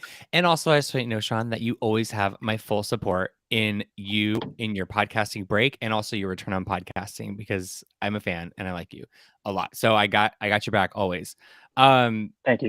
Thanks. Yeah, of course. I think that one of my favorite parts about like YouTube video making is I come from a theater background. So I really enjoy making a video as like theatrically compelling as I can in terms of like pace. So I like being able to like, I don't know, I like the challenge of like watching back like a rough edit and be like, damn, like that could be faster this way, or this has like more of a rhythm if I cut it this way. So I like the editing in terms of that. I like to kind of figure out how I can make it the most engaging I can through editing specifically, if that makes sense. Yeah, no, for sure. And it's one of those things where I've only done audio so far, so it's sort of, okay, I can splice it here, I can shorten it, lengthen it, rearrange it if I need to. But I guess video, it has a different component of that. And then I guess how much like, do you write a lot of the stuff beforehand? Do you like to make stuff up on the spot? Because doing a podcast, I was doing it by myself for a while. I had guests on, and those episodes were much easier to do. You know, you're engaging in a conversation, you're going back and forth, and you're also just talking to a friend most of the time, which is awesome. But for those solo episodes, or I'm sure those solo videos, you kind of like, I can't really just ramble and rant it out, or it's going to be like a nightmare to edit. So that's part of the process too. It's like, oh, I should probably like write this out, and then that takes a whole chunk of time. But it can also be fun because that lets you like take time to analyze it. But I was just wondering how that process works for you. It started out very scripted. Like it started out me like writing out word for word, like even like down to like very colloquial ways of talking. Like, I mean, I really wrote it all out. And then I would like try to I would like try my best to like kind of like memorize a paragraph and then like just like say it. That obviously didn't work for so many reasons. Like it just was like exhausting. It took so long to record, and then it took a long time to edit. Like it just was a lot.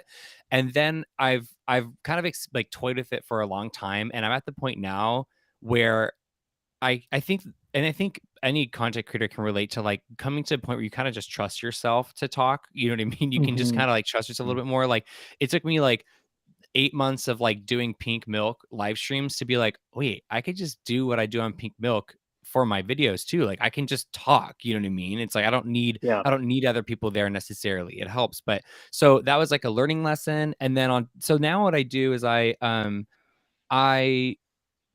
will take down bullet points, and then I'll look at one bullet point and I'll just like talk. I'll just talk about the bullet point, and then I'll stop after I'm rambling about the one like thought, right? The one bubble point. And then like then I'll just kind of go down the list of the bullet points, and I kind of just try to simplify it for myself. And another thing I've been doing is like I'll like get an energy drink like an hour before for some reason, like, or I'll do like jumping jacks before, because I otherwise I'm just like sitting and like really just kind of like soliloquying, which isn't a vibe, you know what I mean? So I try to hype myself up, and then I just let myself like ramble about the bullet point, and then I move to the next bullet point. And I usually only have like 3 or 4 bullet points anyways. But if it's a serious topic, then I will, like I did one on like Star Wars Eclipse and kind of like allegations against Cage and everything. And on that video, that was super scripted because it had to be, because it was so information heavy, and it's also, you know, you don't want to, you just kind of want to, you want to be very clear about what you don't want to misspeak. Yeah. So that one I really, I mean, I pulled up a teleprompter online, and I kind of just read that one. Nice. But yeah, that's what I do.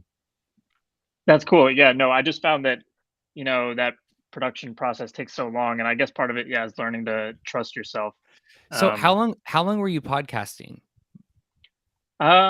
I think I did an episode a week for like 4 months ish. So maybe 16 episodes, but it was one of those things where I went from 0 to 1 per week.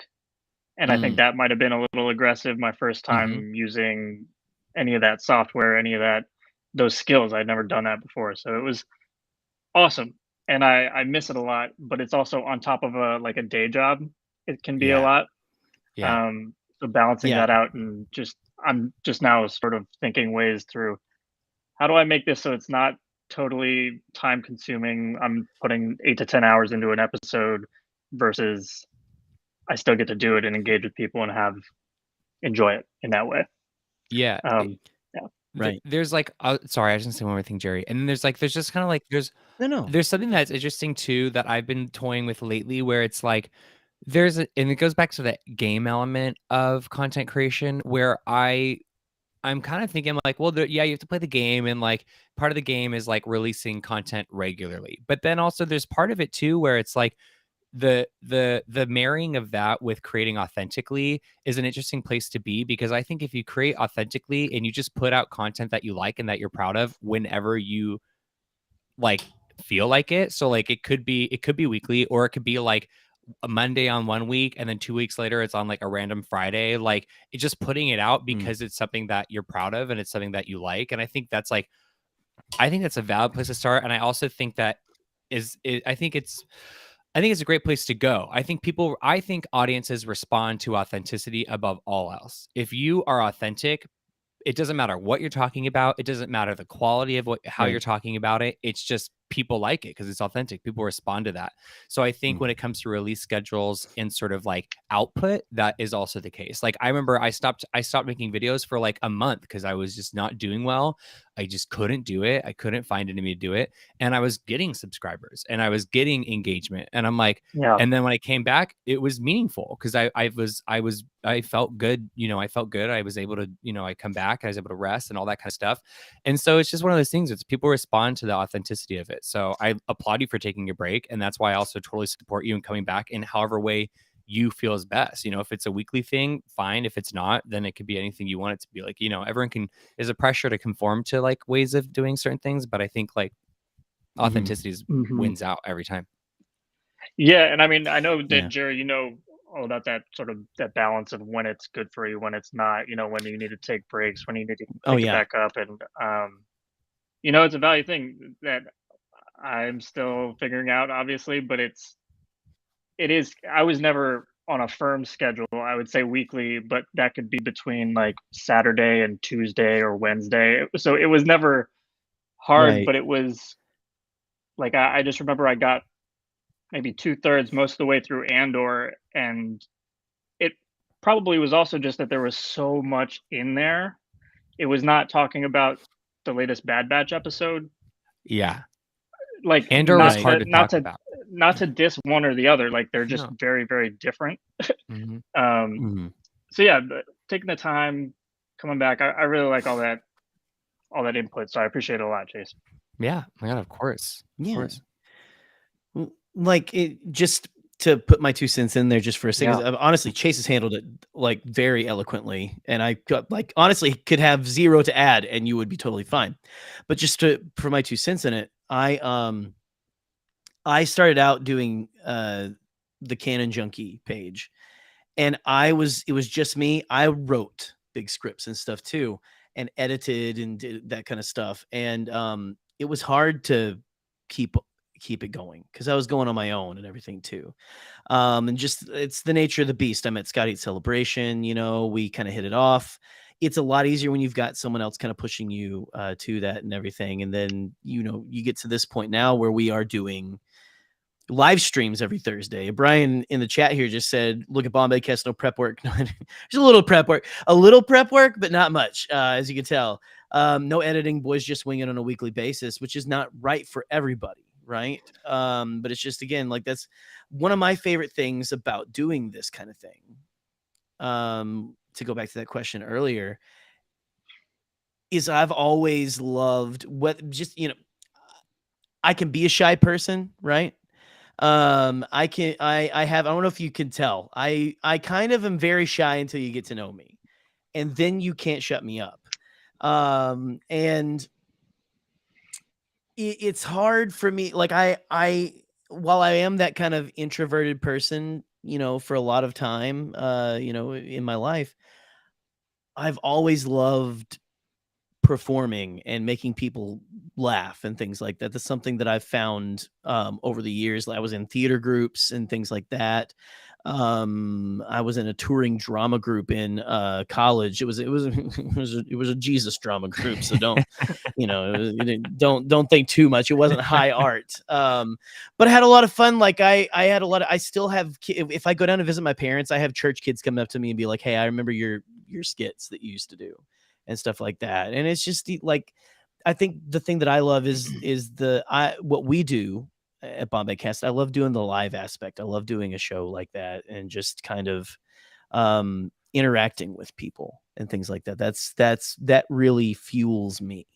And so, but like I said, take breaks, come back when you want to, and come back on your terms and everything, right? Like, yeah. And I think your schedule has to be your schedule. Yeah, no, it definitely does. And I got to pay the bills and do all that other stuff. But I think you hit the nail on the head there where, I think that mode, I'm not a performer. I don't have that history, but the podcast sort of came about. I went to Celebration Chicago, loved it. obviously the next one in Anaheim was delayed so long. But going to Anaheim in May, I was like, wow, this is like a community and a space that I have didn't realize how much I was missing. How much I needed that sort of shared sense of community. And I was like, I don't like, I have friends in my real life who go to see the movies, but they don't think about it once they leave the theaters kind of level. Right. So you sort of have to come to Twitter or go online to find, you know, your communities, especially around these fandoms. And you can, you know, curate those as you wish, which I've also been doing a lot of to make sure that it's like a space that is like one that I enjoy being a part of. Absolutely. But connecting with people at Celebration, I was just like, yep, this is something I want to do more of. Just talking with someone, get that, you know, talking with someone at a Marriott bar feel, but on a podcast, and maybe with one or few two drinks involved, but that sort of connection, you know. You know, or you can bring in your box of Franzia, you know, like the wine mom I am becoming. Can I say one more quick thing? Because it's kind of related to everything we've been talking about. Like it's something that I love, and it's something that is kind of like talks about creating authentically. It's like one thing that I love about content creation is the constant experimentation with how I like to create. Because there's also like this idea that like, oh, once I figure out like my equation and how I like to create, then I have it. But it's like, for me, that's not the case. For me, like, it's like almost like it comes and goes with seasons. Like sometimes I like to create super on the whim, super like just throw myself into the camera and see what happens. And sometimes I like to really plan, and sometimes I'm like somewhere in the middle. So I think that there's also like some people I think, you know, are very regular. I'm not very regular in terms of my process. Some people have like a super structure, and I have a structure that's like always changing. So I don't know. This I thought, but I like love that about it. I think that's art. I mean, my mom is an incredible artist. She's a painter. She was a bead worker. She worked with glass. She's incredibly talented. But she would, you know, evolve and change. She would change her medium every few years. Yeah. She would take classes in this, and then she would dabble in that. She buys a kiln. She like decks out a paint studio. But it's because she's an artist, you know, like at her core, you know, that I think is part of that creativity. You see it happen with musicians who reinvent themselves all the time. And you can say part of it is to stay relevant, which maybe, but also I think that some of those artists, you know, if they had kept doing what they were doing, they probably would have been just as successful because people ate it up, but they got bored of it and they wanted to shake it up and they wanted a new avenue. And that, you know, sometimes works. Sometimes people enjoy that. Some people don't, but I'm sure that the artist gets something out of it. So yeah, absolutely. Right. I love the way you put that. Absolutely. Yeah. And so like, so it's like, there's a certain element to it where it's like, that's kind of like Jerry, what we were talking about earlier, like this idea of like, if there's like a sacredness to letting yourself experiment and constantly figure out what feels good for you. You know, art should be an expression that is authentic and feels good and is like, even when it's hard, there's something about it that's cathartic. Like, and I think, that experimentation and constant reevaluation of like, oh, like what makes me feel good? What's something I genuinely want to make? Yeah. Yeah. Preach. Yeah. Absolutely. I love that. No. Well, listen, Sean, thank you so much for coming in here and I mean, asking such great questions, honestly. I mean, Sean, I think you were one of the guests I had on the last show of 2022 and everything, and you really brought the heat then. So I really appreciate it, friend. And so listen, keep at it. You're doing good. And listen, I'm gonna put you backstage, but you know, you hang out. You're good. I'll hang out. You know, I'll give you one of the gold cards and everything too. So, but thank you so much for stopping by, Sean. I've really enjoyed having you. No, thanks for having me. Yeah. Cheers, guys. Thank you, Sean. All right, cheers. All right. So you are a popular person. Oh, by the way. I've got at least 3 more guests backstage and everything here. gonna bring on right now though. It's actually someone who it's another first timer for Hyperfocus. And that's what I love. I love doing this show because like we have people call in, and sometimes depending on the guest I bring, they'll bring people with them and everything. I don't know if this is someone who knows you or not, but like I love doing Hyperfocus and bringing in new people and seeing new people and talking with new people. But I've got Eric Elliott backstage, and I'm going to bring them in now after I play this little clip.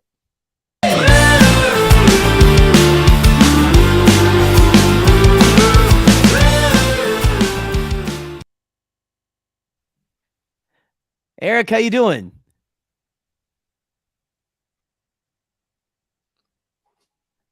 Let's see. I don't know if we got the mic going though. Hello, Eric. How you doing, man? Hello. I don't know if your mic's working or not, or your sound or anything. We've got it. It's all good. We could bring you back. Hold on. Are you good? I can't hear you yet. No, sorry. It's okay. If you want to, I can put you backstage for a minute. We'll bring you back in. Okay, is that fine? Okay. All right. Sorry, Eric. Let's see. Well, listen. I guess we'll have to go to one of the old standbys. Actually, I don't see that person in their chair now, so I'm not sure if Connor, are you there? Are you listening, Connor? Well, you know what, Connor, you missed it. So I'm going to go with the guy who's pointing at himself. I know they're very excited to get in here and talk to Chase. Let's bring in Jared the Dark. Yes.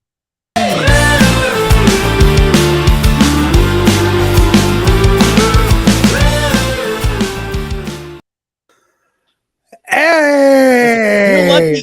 You're lucky your co-host is like literally I'm looking at his background, his iconic at this point background, and it is just the chair. I don't know if he fell asleep or what. So but, before I get Connor's not started, there. we're gonna make a quick disclaimer. One, it is Jared the Turnt Jedi right now. Woo!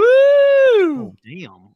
God damn, sir. Shots for Hyperfocus. Hell yes. I love the energy. Drink Absolutely. up. Yeah. Hell yeah, bitch. Let's go. Let's fucking go. All right. Right. First, I want to say I love the whole like artists who reinvent themselves. I put this in the chat. Oh, yeah. Kendrick Lamar is my favorite musician of all time. I'm a hardcore Kendrick Lamar fan. And like you said that, and I immediately went to like, that's Kendrick. Because every album sounds different. And Nick, Podcast of the Wills, I know you're in the chat. If you want to talk Kendrick Lamar and how he can apply to Star Wars, I'm in, baby. I would listen. Absolutely would listen to that. Please do. Okay. Just right now, Chase, I have to ask, what's your favorite Kendrick Lamar song?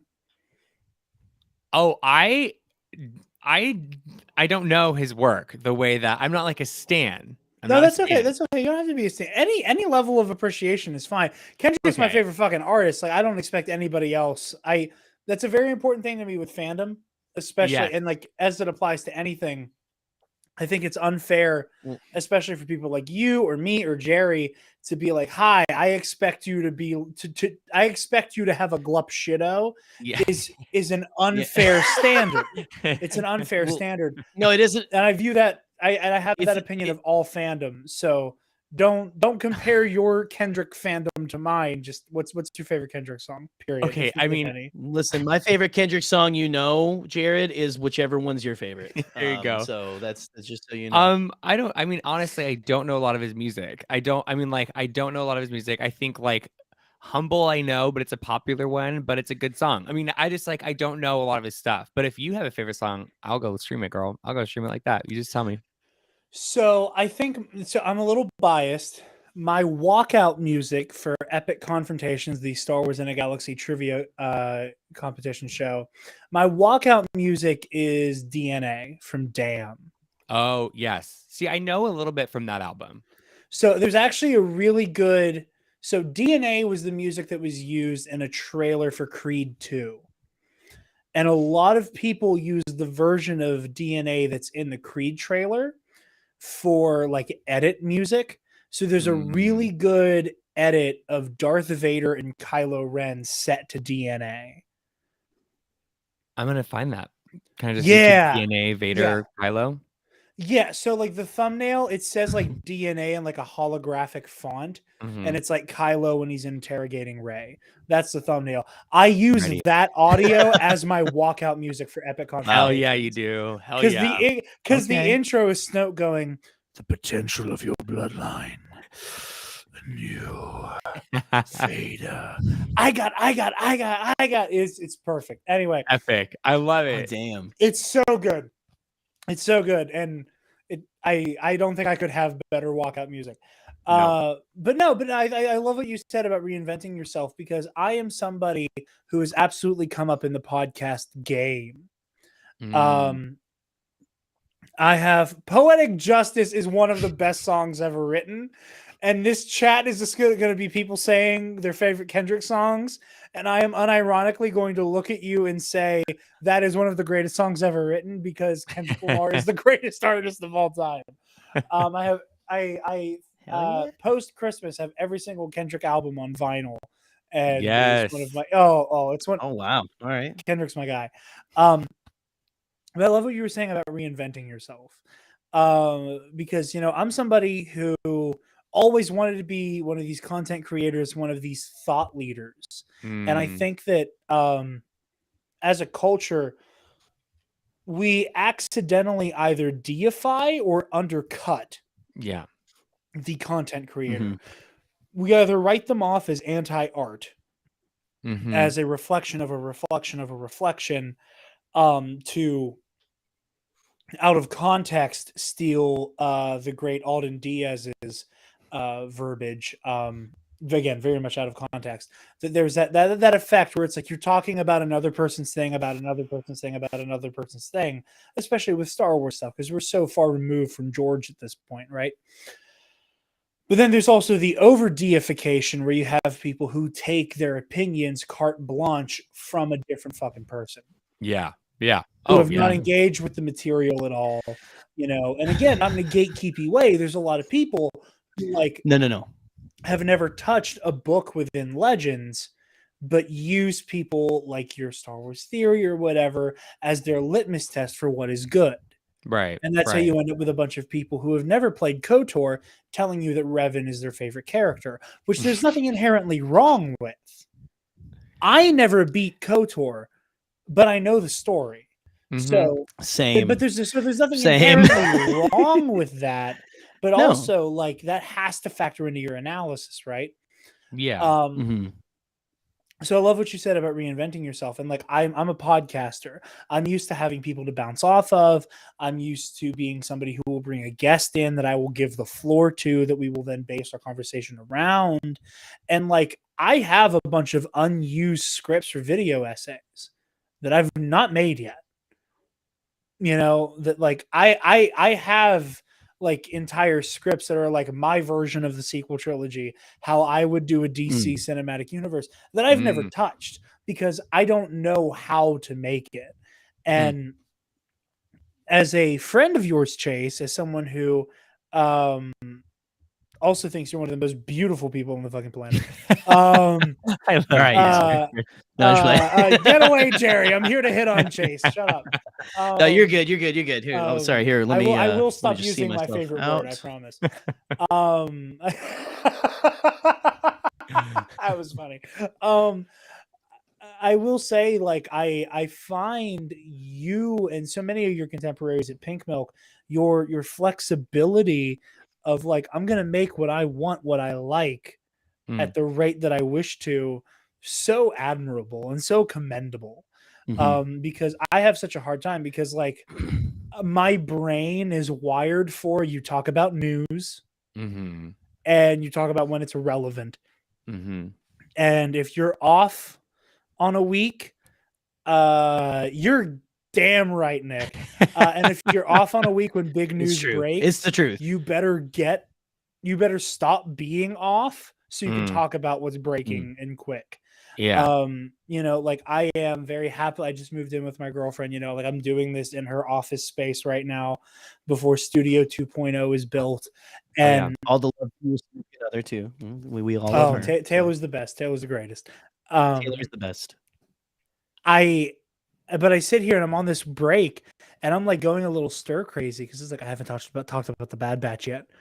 And I'm like, and like part of my brain is like, do I even get to talk about the Bad Batch? Because I missed the first 4 episodes.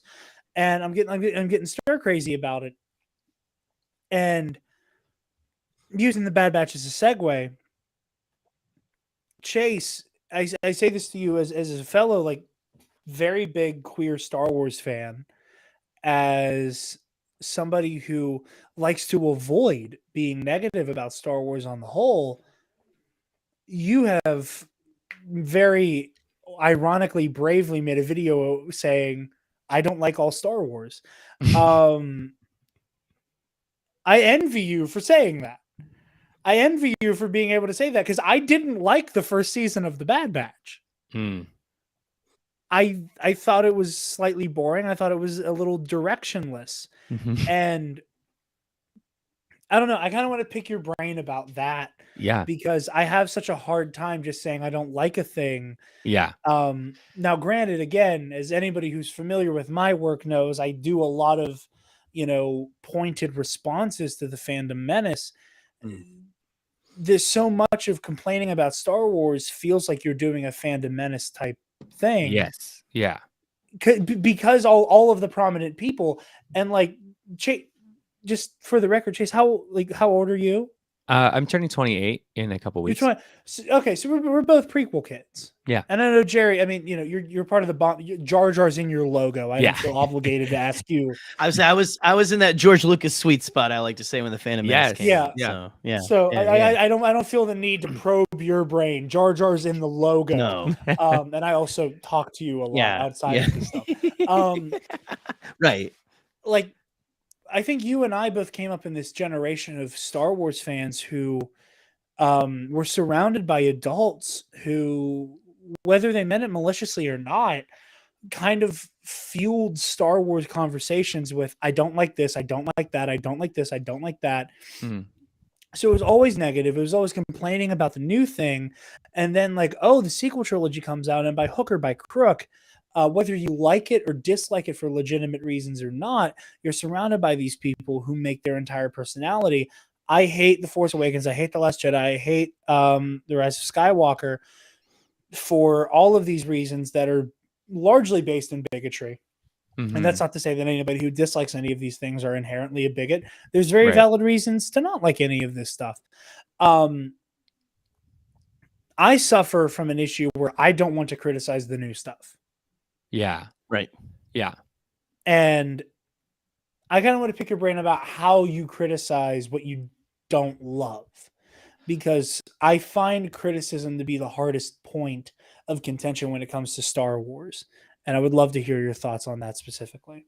Yeah, I appreciate that question and like all those thoughts you shared. And I'm very of like mind. It is a hard thing to do in a lot of ways. Like when Bad Batch 1 was coming out, like I was, you know, I kind of talk about not loving it, not connecting with it, but I wouldn't, but that's how I'd phrase it. I would phrase it as like, oh, it's not my favorite thing, but I still enjoy it. Or I would say like, I'm just not connecting with it, but it's like, what I meant was like, yeah, I just don't like it. And it still is kind of a scary thing to me sometimes to talk about not liking Star Wars in such a weird way, because for a lot of the reasons what you shared and maybe more reasons, but since we're talking about like content creation, the way I talk about not liking Star Wars through my content is very different about the way I don't like some of my Star Wars privately.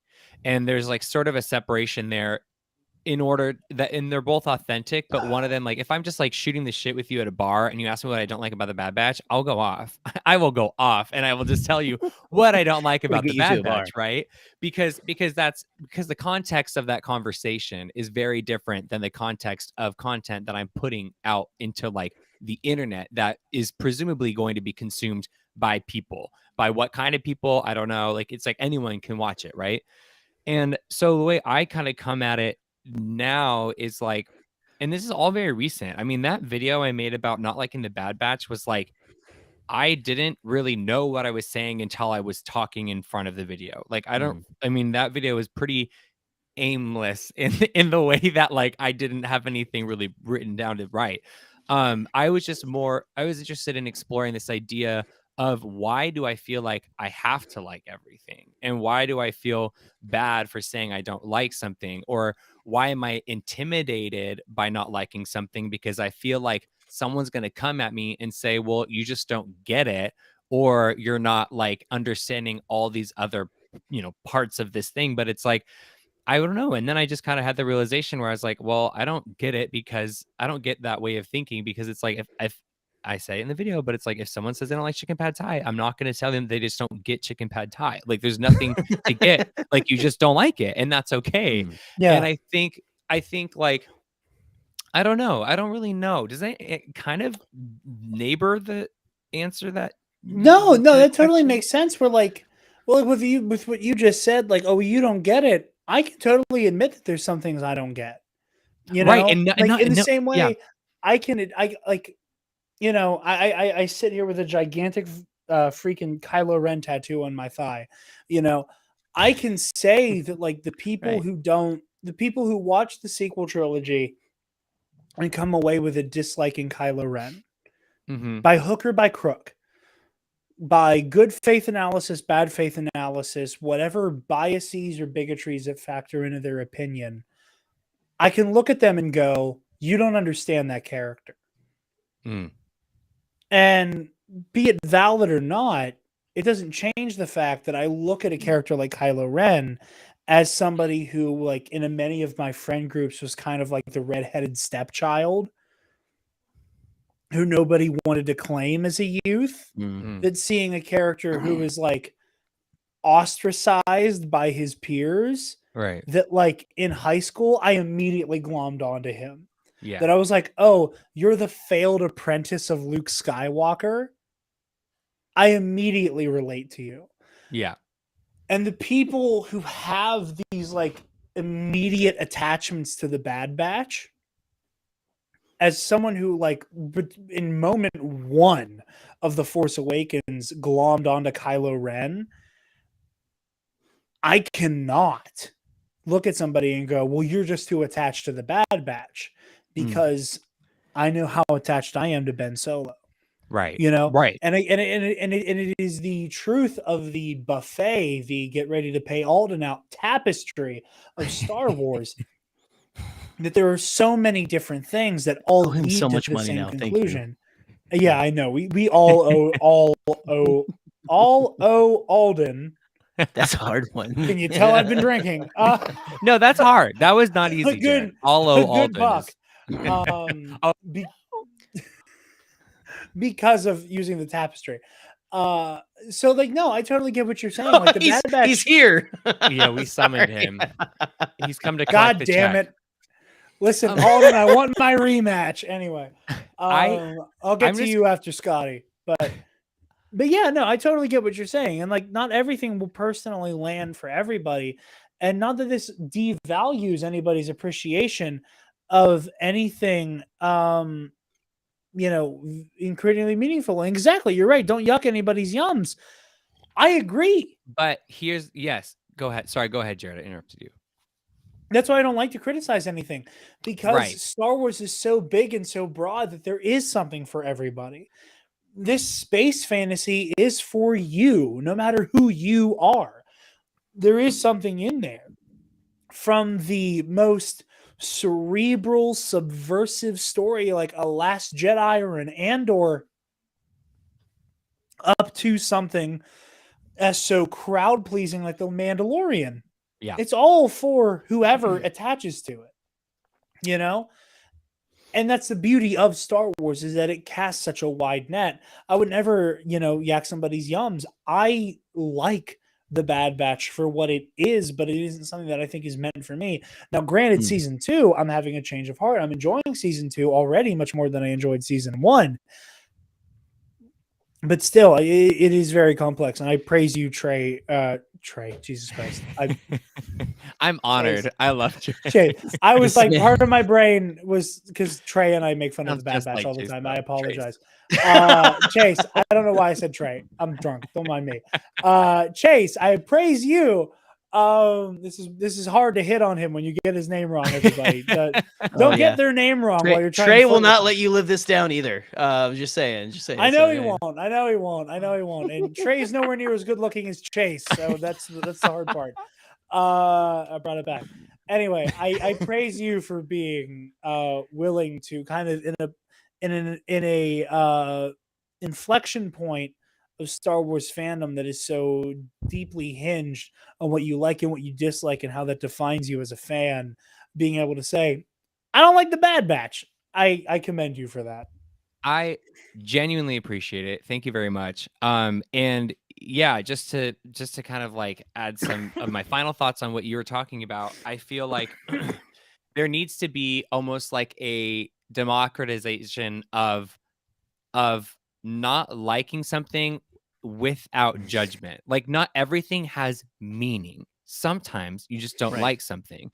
And again, the way we talk about it matters contextually, which is something that I think is important in fandom discourse. So again, if I'm getting a drink with you at the bar and you ask me to go off about the Bad Batch, I'll tear it to shreds because of from my point of view, and not but you know, based with like actual critique and what I feel like works and what I feel like really doesn't work. But if I'm in the context of a fandom space, yes, I think there's a huge respect in not yucking someone's yum. And so that's why I try to sort of, and I think I'm probably gonna do this more often. I mean, I'm dreading the Ahsoka discourse around queer topics with Rosario Dawson. And like, I'm already sort of planning on what I want to talk about with that. But like, I try to do this thing where I'm like, I think the responsible thing to do in order to avoid yucking someone's yum while also honoring your own experience with something, which is also integral to content creation, is honoring your own intuition and your own desire. And I think the balance of both of those things is being able to, like, I forgot what I was going to say, you guys, but it's something about like being able to, what was I going to say? I don't remember. It's there. It's You there. sung that so pretty. No, it's being able to talk about it. There it is. Thank you guys. I got back. It's being go. able to take out sort of like talk about it in a way that is removed. Talk about what you don't like something conceptually versus like shitting on it. Just talk about the concept of not liking something and the concept and like what those, like where those concepts lead within your experience of watching something. That way you're not just saying, oh, I don't like this show because of these things about the show. I'm not attacking the show, you know. You can talk about things that surround that and things that are more honestly relatable for a wider audience. So that way people that like something that you don't like can also watch it and feel what they can relate to it, if that makes sense. Absolutely. I think it absolutely does. And, you know, like we also need to take into appreciation, like, you know, just based off of what you said about Ahsoka, like I feel like you and I have two very different takeaways about Rosario Dawson, you know? Well, like, maybe, but we don't know. I mean, I don't even know. We don't know. And you obviously Yeah. you and I have never had that fucking conversation. We never talked about it. Yeah. But like, but still, like, you know, it goes to the whole adage of not everybody has to have a take about everything. And we may have different takeaways about certain situations, but at the end of the day, it's all about acting in good faith. Yes. And, you know, to use the old adage about, you know, I don't know what, you know, pornography is, but I can tell you when I see it. You know, like that very like earth-shaking quote that feels meaningless. Yeah. You know, I can't tell you what a bigoted Star Wars opinion is, but I can tell it when I see it. Right. You know? You know, yes, absolutely. You know, absolutely. you know. And I think there's a lot of people who occasionally accidentally don't know. Yes. And I think which that is dangerous. Which is dangerous. And I say this as a queer fan, but I also say this as a queer fan who's only been living as a queer fan for like 2 years. You know? Yeah, but your queerness was always there. So don't. Of course. But anytime I spoke on any of these issues, I said that like as a straight fan, as a straight ally, until about 2020, I also like don't have a lot of skin in the game, like I'm also able to acknowledge any type of privilege I have in that field or in that area. So I will never try to speak over people who have more lived experience than I, but I do think that we all, period, need to do a better job about giving everybody a moment and to speak their truth, even if it's coming from a place of not fully understanding an issue, right? Like letting them talk their shit and then unpacking it. I think we all could stand to do a little bit better with that specifically. Yeah, it's that empathy thing we were talking about earlier. So I'm sorry if I took the words right out of your mouth too, but like, no, you're fully right. I was gonna say, Jerry and I were talking about empathy, and then it's also sort of like there's also a lot to it, and this is related outside of the show and everything. It's also like with content creation and with like takes, like good faith takes, and like takes that are like just shitty bad faith, like it's just not well intended and not authentic and not genuine and just kind of like grifty. And like there is something about also owning, like, or not own, I think zooming out is the way I'd put it. Zooming out and understanding that there, that is a great context. Zooming out. I love that. Because there's also like, it's so easy to vilify or deify, like you were talking about, Jared, is like certain people or certain figures or even certain characters, when in reality there's like systemic things. Do you know what I mean? There's intersectionality and there are systemic issues that are honestly the bigger bad. What's hard is as humans we want to put badness and judgment onto a face, but it's like the biggest bad is faceless. I mean, it's systemic issue, it's systemic corruption, and it's systemic bigotry. I mean, that is really sort of like, the strings that are pulling all of us as puppets. I mean, so there's also like that zooming out that also kind of has to happen in order to like have a conversation that is conducive to any sort of growth or actual communication. So well put.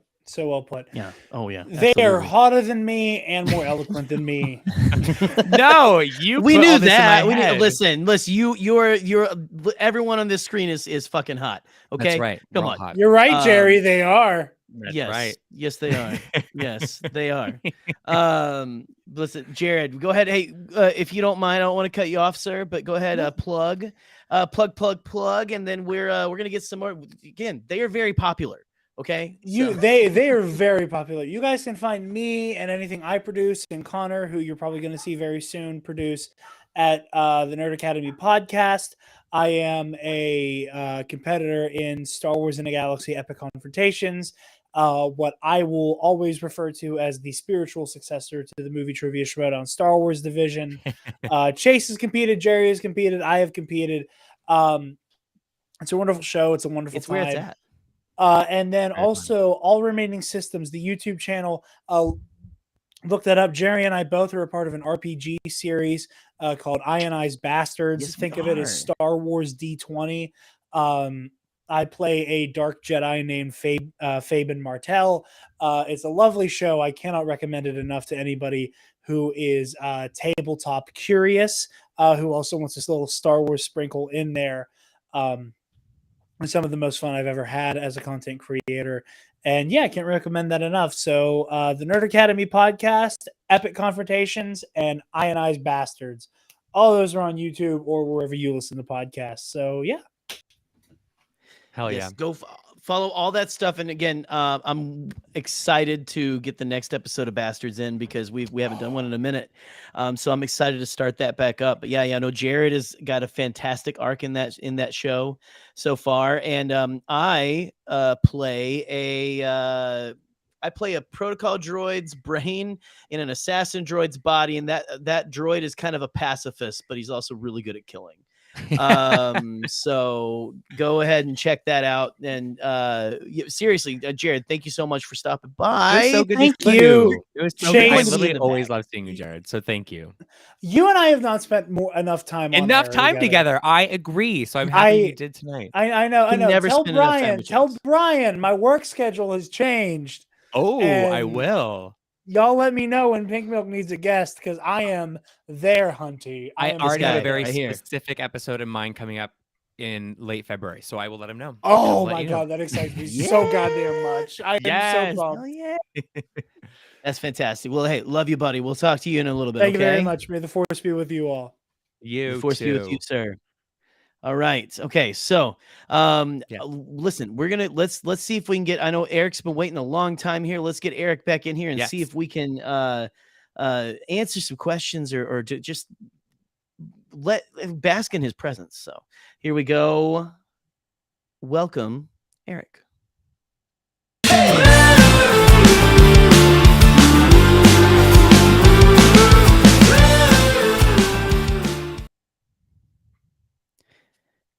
Eric, hello. How you doing, sir? Oh no. We got the thing. Oh, I'm so sorry. Try one more time here. Sorry, Eric. I get it.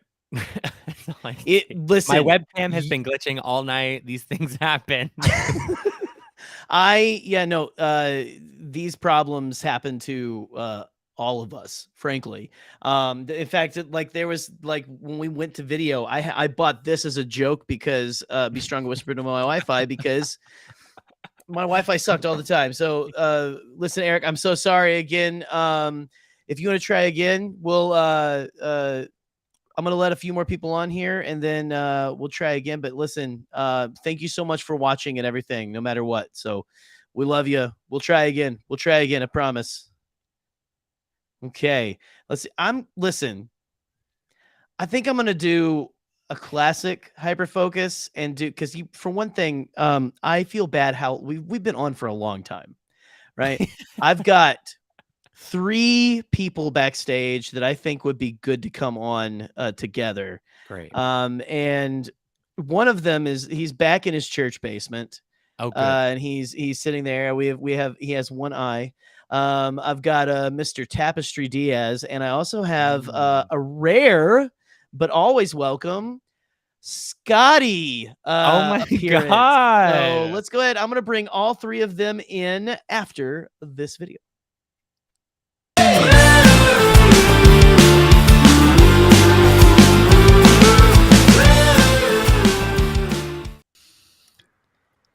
Whoa, what's up, everybody? But that was racing the clock to get all 3 of you in here. Alden, I'm not sure if you are. Alden, are you there? I'm here. Oh, okay. You just are you eating ramen with your pants off or something? Is you can't? No, I'm decent. Fantastic. All right. Oh, you're good. You're good. Welcome, gentlemen. How's it going? Hi. What's up, guys? Hey, There's that what's beautiful going on, face. Connor? There we go. Alden, you look nice. Chase, Thanks. Alden, you drinking Jerry? a warm glass of milk? No, I'm drinking strawberry cream tequila. Ooh. Nice. In my Man, queen, I like it. my complimentary queen tour robe. I would say that's more Thalbor Sheems than anything. Oh, wait, how did you get that? I worked for a rock station and I was in VIP, and they gave everybody robes. Robes. It's a That is legit incredible. satin queen tour robe with the tour logo on the back. Oh my God, Dog, that's incredible. That may be one of the sickest things I have ever seen. I love it. Amazing. Alden, no way. Okay. That's really cool. I'm going on eBay right now. Alden's sitting here like a king. Oh my God. All right. I love this. Depresso but impresso. That's the code. Hell yeah, brother. Yeah, there you go. Well, welcome everyone. Scotty, you just got back from a ball, right? I did. You were at a ball. I was partying up, and it's just it's a huge it's called the Apollo Ball, and it's like this. It's all drag. It's all like headpieces. It is all dancing, choreography. It's theatrical. I mean, I may be able to show a video in just a second, but it yeah, Katie didn't feel well, so she's back there resting, and I was like, I'm gonna go stream with Jerry. So very happy to be here. Well, we love Katiekins, and we hope she feels better soon. She will. She'll be. Don't worry about her. She'll be fine. Screw her. Who cares? Sorry, I care. She'll be. Who needs Don't him? worry about her. Thanks, Luke Skywalker. Thank you. Yeah, because I actually met her. So I care. That's right. Chase. So all of the people. Does anyone have anything for Chase? Because the Chase, they are here. Chase, I just don't think we've ever really gotten a chance to like. I actually know, chat. Connor. No I way. know. No, So- Connor and I have like never like. It's so funny because I'll watch you, Connor, on like streams with all these guys. Like I'll watch you all the time on YouTube and on streams, and I'm like, and I obviously interact on Twitter. So it's nice to finally properly meet you, you know, online, be live streaming alongside you. Yes, It's awesome. Ditto. I love these kind of moments. Oh, okay. I I do do have I have a question for Chase. Okay. I have a very important question for Chase. I bet you it's probably the most important question I've heard tonight. You ready for this? Well, God's about to ask Bring it. it. So This is very important, Jerry. I'm gonna mess with something just for 1 second, if you don't mind. Is that okay? Please do. No, you listen. You've got the controls. I don't care. Okay. Oh, no. Just 1 second. We're Is okay. Joe, We're changing is the Joe format of the Organa show. hot, not, or Scott? Oh my gosh. is he hot, not, or Scott? And you have to answer in large screen. Oh my God. And you obviously hot. Obviously hot. Joe's Okay. hot. He knows he's hot. Okay. We know he's hot. He knows Okay. I think he's hot. He's hot. He's arguably like inarguably hot. Just had to do that. That was my dying They question. are immutable Bye-bye. laws of physics. Are you? Oh, okay. Oh, wow. Really? Okay. I'm you're just done. kidding, Yeah, I'm just kidding. I was gonna say. All right, that's fine. There are immutable laws of physics and reality, and that is Yeah. one of them. Joe Organa. Joe hot. Organa's hot. Hot all the God time. bless. That's the way it is. Down the entire row. Yeah. Sweaty. Sorry. I love Well, so this. did anyone have? So anyone else have anything? I else showed wanted up. to ask? I showed up running on pure vibes and evidently this tequila. And then when I got here, serious conversations were happening. So then I was like, oh, I Yes, sir. gotta pivot. I gotta change. So like, what's that? So you Like, grabbed yeah. your queen robe and you sat at the mic. I was already in the queen. Look, Oh, okay. I thought I was gonna be really productive today. Here's a question. How about this? I thought I was gonna be really productive today, and then I wasn't. And I logically know that happy and productive are not the human defaults. And you're an artist, so we have these days. And how do you navigate your way out of funks? Because I think that, not to speak for you, but we work together fairly frequently. We talk. I know like about your life to a certain degree. And I think people might have a misconception about you, which is that you're always on and like thriving and happy and things because of right. You're like, let me correct that. Not true.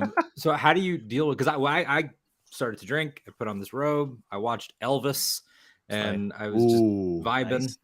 And then I came here, and sometimes that feels like you lose, like the day was wasted. So how do you deal with that sort of push and pull? I love that question. And I also was just talking about this earlier today. And I feel like it kind of goes back to what we were talking about too, Jerry, about like authentic. And this is something Willow teaches. I'm sorry to bring up Willow. No, bring it up as much as possible. No, I think everyone here loves it. I think everyone. great. Yeah. I haven't. They're cultured. It's a cultured stream. That's okay, Well, Connor. listen, It probably would get- work better as a binge, anyways. Like it's just Get the hell out. or I we'll kick you don't out like- about it. Yeah, I'm just I playing. don't like binging some stuff, even though like it's just what I have done with some shows as of late. Yeah. But like, I'll definitely check out Willow at some point Yeah, because of dip your like from toes in. what I've heard from all of you about it. It seems really good. It seems slaps. really cool and very interesting as a It does story. slap indeed. It So. does slap. And one of the parts Please. that slaps the hardest for me is like this there's a lot of sort of themes of characters learning that their power lies in authentically doing what they desire to do, is that's good. embracing what they want to do. And when I think about like productivity or like, I mean, my seasonal depression has been off the charts this week. I mean, we haven't seen the sun in way too long. And I'm a San Diego kid. That doesn't sit right with me. And it's hard.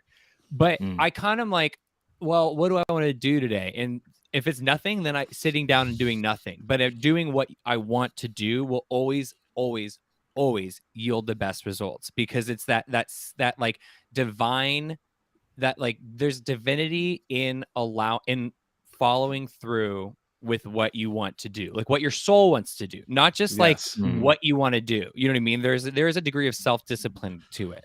But I think like if my heart wants to if my heart wants to crawl into bed and lay down, I'm going to do that. But if my brain wants to crawl into bed because it's like seasonal depressed and isn't feeling good, then I'm going to say no to that. And I'm going to kind of like search more on like a more spiritual level. What do I want to be doing right now? Right. And so tonight it was kind of like, I was like, I want to online shop all day. I don't want to get out of this. I don't want to leave the apartment for any reason. I'm ordering food to my apartment, and on a spiritual level, I just need to look at cool clothes online. That is all I need to do right now. And it helped me feel a little bit better. Do you know what I mean? And then I go back to like what I kind of have to do. I had to walk the dog, and then I get back home, and then I'm like, well, what do I want to do now? I mean, so I guess to answer your question, I think productivity, yeah, I mean, there's days where I slay and I'm being really productive, and there's days where I'm not being productive. But I know that as long as I'm being authentic and genuine in my non-productive days, then it will yield a higher productivity later down the road. Yeah. Yeah. And That's I guess beautifully said. It is. And I think that the trick with that is, like you said, if it comes down to want, your brain and your soul are not always going to be on the same page. Because the brain is an organism. It's a machine in and of itself that will not always, because you can make a to-do list. Yeah. And those are the things that you would like to, on a human level, accomplish or need to accomplish. Yeah. But you are sometimes the only person you have to deal with. And I think that the last couple of years of isolation, to whatever degree, for a lot of us has been different. Like Scotty, you work around people no matter what. You have to. Yeah. It's a different thing. And I think that what I've realized is that I'm constantly sort of in this, am I a people person or not? And I know I am. I think it's a matter of like, you have to allow sometimes you wish you wanted other things, if that makes sense. People suck, man. People do suck. Like, straight up. That's a whole other show. So like, there was a March for Life event near me on Friday, and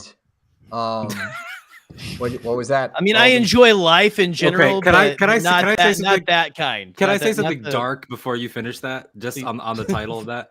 You said March for Life, and Jerry said, "I'm sorry," and I thought it was March for Our Lives, the gun violence ones. God! And then, but I know what you're talking about. And then I was like, "Oh no, these are the pro-lifers." And then I went, and then like time slowed down, and I went through an entire conversation with myself on like galaxy brain level about how these marches need to rebrand and what they're possibly do.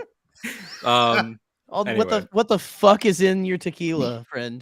Just saying. No, just playing. But like, it's just, there were a lot of people at the subway station at 4:00 on a Friday. Just way more than normal, and just, I don't know, that just kind of ticked me off. I had some very dark thoughts that obviously I didn't say out loud, but like I texted them to a few of you in here, because it was just like, I just don't like large groups of people. Like, a person is cool. People, it's like in Men in Black when he says a person is smart, people are stupid. That's exactly what I'm thinking of. Yeah, that's it.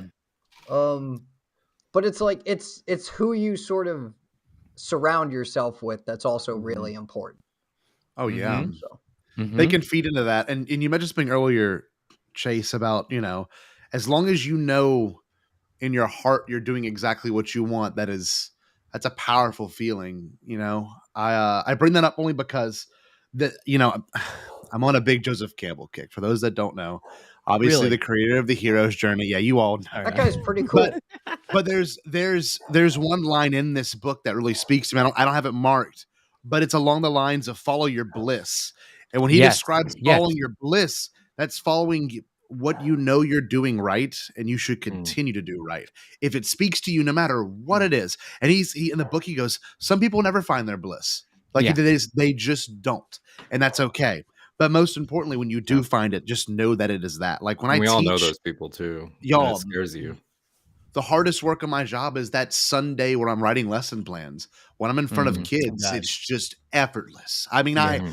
I can truly say I'm like at this level of creativity and happiness that is unmatched anywhere else. But then I get to sit down and hang out with y'all, very different environment, and I still have that same experience. So even if finding your bliss is that lazy day, or if finding your bliss is, whatever exercise you do or activity performing, those are profound experiences that you can only get in so many places. Like they don't happen.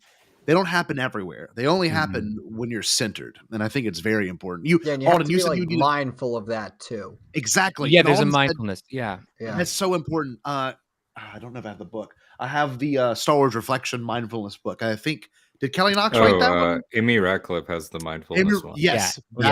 I should get that. So, It's very good. No, I'm not kidding. Those daily reads, you're kind of like, oh, okay. And Chase, you have a video out that's like, is it using passages from that or inspired? Yeah, by it? I took like 5 of my favorite ones and basically did Yeah. like a guided meditation thing, because like meditation's been like I've like done it off and on for like a decade, but I've never like really gotten like daily with it. And I'm at daily with it on like 3 months now, and like it actually does help, as much as I hate to admit it, because it's like hard to do sometimes. But it makes a big difference, and that kind of groundedness, it does kind of let you sort of sit in that place of intuition and bliss and heart journey a little bit. And but yeah, that book's amazing.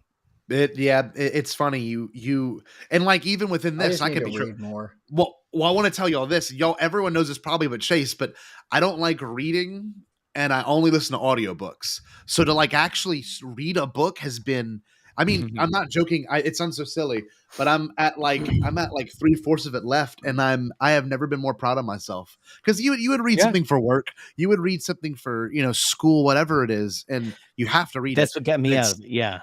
Yeah. But man, like I've just boom. I'm like I every night I've been reading for about 30 minutes. I'm like, this is really doing something different. Yeah, but any of those micro routines, that's where you find your bliss too. Yes. I mean, even if literally. Yeah, I've been trying to do that where it's like I want to read because I'm like behind from where I want to be on phase 2 of the High Republic right now. And so every night I just tell myself, okay, read a few pages, see what happens, and then just, right before bed. That's and right. To varying degrees it's helped, but like also reading is hard, especially with one eye. I don't need to tell you that, but it's pretty freaking hard sometimes. Yeah. But that's just that idea of that micro routine. And so, and sort of like, I know some of us probably don't believe in New Year's resolutions because they are kind of bullshit. You're right. But like, there are some that you don't even have to say them, but just sort of commit to them yourself in private. Yes. Those are like the real resolutions. Yeah. Like myself, it's, read and try to maybe stay active. Yeah. Because I'm kind of lazy. Yeah. I'm never gonna get back to where I was in college with running. I'm not. No. Just not.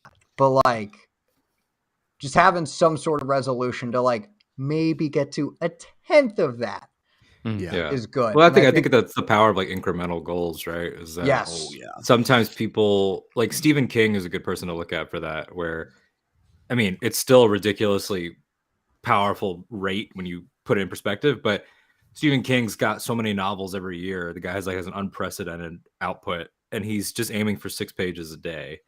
That's which pretty good. You have to be on his level to be able to do that. But he's still, even by his own standard, when it staggers, it's different levels. So for a beginner, that 6 pages a day might be a paragraph a day. But he is like he's like, I'm not trying to crank out a novel the way people think I am. I'm just if I can get there, I get there. That's the hard thing. And I know Chase, you and I've talked about that with like content stuff. How you and I both resent the for us the weekly schedule. Like I will always put something out on this day. You're lucky. You're lucky if I telegraph when an episode's coming out. Yes. And also, and part of the reason why the weekly thing doesn't work for me, and I know you because we've talked about it, but like a part of the reason why I just don't think it works in general is because like things are like a creative process is in constant flux. I mean, it's changing, it's shifting, and it's changing, and we have to allow it to breathe in that way in order for the content to be good. You know what I mean? Or to not necessarily be good, but to evolve. It has to be able, like from a very seminal, like a seed level, it has to be able to change so that your art once it's sprouted can be different and change and flower differently. Do you know what I mean? All of that has to be flexible and in a flow. Otherwise, there's no way. Or you can do it, just you have to water the flower, but make sure not to overwater it. It's true. Yeah. And ultimately, well like said. you have to be serving yourself, right? Like we all we're all public facing and we do this a lot, and it's like none of us are getting rich off of it, except maybe Joe. But like the idea that he already was doing a 20% off special, I don't know. But the like ultimately, like I'm not. I think I said this the other night off air after we did our Willow stream, but like I'm not in the business of, this is not committee. This is not a group thing. Like it has to excite me. Like if I'm thinking about not this a year's committee. episodes, I'm not in the, like, I'm not doing it for other people. Like if you don't like your show, you have an obligation to change it or quit. Exactly. That's a very Right. important realization. You probably didn't hear. I quoted you earlier. Actually, I invoked the great Alden Diaz, and I did say, you know, you always say that that exact sentiment. You know, if you're not having fun, you should just stop. Just stop. Don't do it. You know, it's not. No one's making you. No one's making you do this. So no one's making you. make anything, watch anything, and it goes both ways. It's like no one's making you watch this. So stop. So like, if you're just bitching about it, it's like you'll never ever catch me tweeting about a show that I don't enjoy, or or like I'll give it a try. If someone asks me, I'll be honest. Didn't like that. That's fine. Like I learned to divorce things during Arrow season 4. That's when I was like, I can't with you anymore. Like we had our time. We had our fling. We outgrew each other, and we were in different directions, I should say. That's never an easy moment. That's never an easy moment. That's one of the hardest. That is truly that is like the Star Wars moment where you're like, I don't know if I can do this or keep this up. That's a hard moment. It takes a lot of like, because art is so personal that it feels sometimes like if I don't support X, then does that mean that I've changed? And you don't want to face change, and I feel wrong. So it's like everybody has an artist where like they drop an album and it's like it's different, and like that's their right, but you're like, ooh, that's not really like what I wanted. But then you have to. But if you love them, you should be happy before them. If you really care, and that's you know. If you love someone, let it go type bullshit, but just amplify it up into enjoyment, into like a parasocial way, which is dangerous. But there's an element of it that's just reality. I mean, with a healthy groundedness, you can also kind of embrace the fact that that's just a reality we live in. Like the parasocial aspect to it is always going to be there. Always. I have an abrupt subject change question. Chase, are you going to get married? Oh, that's a very interesting question. Been thinking about marriage lately. Not that I have any prospects, but this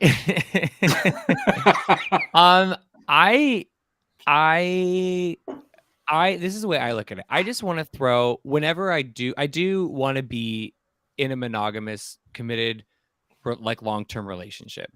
And the way I look at like a marriage is more like, I want to get to a point with like my partner where like, I just want to throw like a huge fucking party, invite all of our friends and give them the best night of their lives, but in honor of our love. That is my answer to that question. I feel that. Celebration of the thing we made I get together. that vibe from you and Katie, Jerry. Absolutely. It's something that's you said Jerry, and so I'm sorry. I mean, Scotty. There are two jokes though. It's either you, Katie, Jerry, like they're a throuple, which is that's funny. Listen, you gave away the twist at the end of the wedding. Yes, I know. I spoiled it the whole time. Hold on. No, it's weird. I mean, they all kissed the bride. I also know Scotty's name. I just was reading. I was just looking at a word. See, I eventually. Oh man, what in the world? Yeah. So This is getting out of hand. Now there's 2 of them. Chase, the reason the funny thing when you bring that up, and the reason my brain goes to this is because Alden and you are going to be in London when the wedding is going down, right, Alden? I mean, for the most part, you know that. Okay, Pretty so much, yeah. hopefully Connor, Jerry, and of course me are all going to be in this same really weird moment where we're TBD on you. Yeah, yeah. But it's going to be a weird experience whenever we're all celebrating something simultaneously. I know you can't physically be there for the wedding, but it's still something that you're going to see from afar and experience while you're experiencing celebration. And then us being at this wedding and this huge moment for me and her, and we can even celebrate Star Wars while being at this one. I'm going to be overwhelmed when people are running up to me like the Ahsoka trailer or this it's gonna happen. It's going to happen. Someone's You will filming stop the reaction ceremony content because while I'm your vows are going on. Yeah. Oh, we will. If it drops, we'll stop the ceremony. I'm like, hold on, we got a trailer. We got Tila. Do you Tila say in the middle of the vows? Do you say I do? Tila. Do you, Scotty, take trailer? We got a trailer. You don't have to give them away on air, but how in the wedding planning process, how many Star Wars things have you gotten in or attempted to get in? The registry. I'm gonna add a Mandalorian helmet to it this evening. That got permission because we were at Target. We walked by the Lego onesie, and I said, babe, I've always wanted. I can settle for a Lego one because it's small, but like I've always wanted like a full size helmet. Remember the Vader one with the chest buttons from when we were kids? Oh yeah, I had that one, and I'll never forget selling it at a garage sale like the biggest idiot ever. Right? So then my uncle, I've had a moment like that before. It's the worst. My uncle gave me a 78 Vader mask. It's fun. It's vintage. It's cool. And then I think about it. I'm like, I always want that Din Djarin helmet. It's never going to age. I mean, it is that thing. So that's going on registry. So that's part of it. I want everyone that's attending that's a Star Wars fan to bring their Force Effects lightsabers. I got them in my room. But like that, I want that to be like for a couple of the songs. Yeah. At the reception. And I don't know if there's going to be any vows. I don't know if there's going to be any moments. I'm sure I'll give Jerry John Williams selections. Ooh, we are now wait, I'm glad you brought that up. We are having a string quartet there to do the ceremony. So I'm thinking Across the Stars, but that's too sad. It's too sad. What would I Across the Stars is tragic. Han and Leia. Yeah, but I don't care for that one so much. Maybe Luke Rey? and Leia? No, sorry. Sorry, that was bad. That was bad. What about even my one that I thought would be great if they could do it. There is the title track on The Rise of Skywalker. It's the song called The Rise of Skywalker. That's a darn good track. That is a good It's one. extremely hopeful. You know what's good for a kiss? Lando's Closet. Oh, that is a good closet. You can do. Yeah. I don't know how well they could do it, but like there's mashup of a bunch of Harrison Dula's themes. Oh, that's wild. Okay, that like I think could like work well in a romantic setting. I'll make sure to send it to you, Scotty. Even anything from Mando, the one that really messes me up, and y'all might have seen my tweet earlier, but I thought about the music of Mando and I started crying at a Korean barbecue restaurant today. The one that gets me is Ahsoka Lives. It's brilliant. That's a good one. The one that gets me is what's the title of it? It's one of the last songs. It is the last song of chapter 2. I'm sorry, of chapter 16. Whenever Luke and Grogu are walking down the it's when Luke comes in, it's a friend. I'm gonna start crying. When Luke enters and starts killing dark troopers, it's a friend, and then it transitions into I forget what the final beat is. That has it's like 2 seconds of the Force theme. It's the one that goes na na na na na na na. Yeah. It's the Mando theme, and then it cuts to that's crying. Dun, dun, and it closes. It's beautiful. It's beautiful. Scotty, you guys you should go down the aisle to the Mandalorian theme, just the theme. Scotty, I'm saying this is a complete joke. Parade of the Ewoks. That would be going, or Augie's Municipal March. Augie's Municipal. It's very serious. You could all come in like this. Yep. See, I'm looking through my soundtracks of Star Wars. See if anything. Oh yeah, there we go. There we go. I gotta pass it back to Chase because Chase, this is ultimately about you. Yes, this is. I'm sorry, I didn't mean to derail that in any way possible. Don't be sorry at all. No. No, the thing is, it's an incredible experience to even start planning for. Like when you decide, or if you are ready for it. I mean, it's one of those things where it's so surreal, and then a lot of money's getting spent, but it's just so surreal, and there's a weird aura, I'm sorry, of just like soulfulness, if I can put it that way. Yeah. You feel there's an elevation of your spirit that's never really had before, because we're getting our registry gifts right now. Like you just get things at your house, you're like, oh my god, like someone bought that. You know what I mean? Yeah. So kind. Yeah. You share it with your loved one too, and there's nothing quite like that. I think you're going to really embrace it. And all of us, if you decide to throw a ceremony of a reception, you want to invite everyone. Yes, 100,000%. It would be 100%. so fucking fun. Yes. And it is so fun. I can't wait. Me too. Well, whenever you make the decision, or they make the decision, whatever happens. Oh, I'm hitting you all up. Absolutely. There's going to be Perfect. a Star Wars section in the the party. I'm just over here. I'm just across the lake. I will get in a sailboat. Okay. Like, come on. Here we go. I'm like 6 states away or whatever. Yep. Yeah. There you go. Just start now. Start walking now, and you'll make it. Well, listen. I love all of you gentlemen here. I'm gonna go ahead and put you to the back of the stage for a little bit. I've really thank you so much for coming on. But go ahead, plug your stuff, and then get the hell out. Connor, you go first. Sure. I co-host with Jared at Knights of the Nerd Republic, part of the Nerd Academy Podcast Network. Go check us out there. I also co-host For the Republic, a love letter to Star Wars animation. It's pretty self-explanatory. Go check us out there.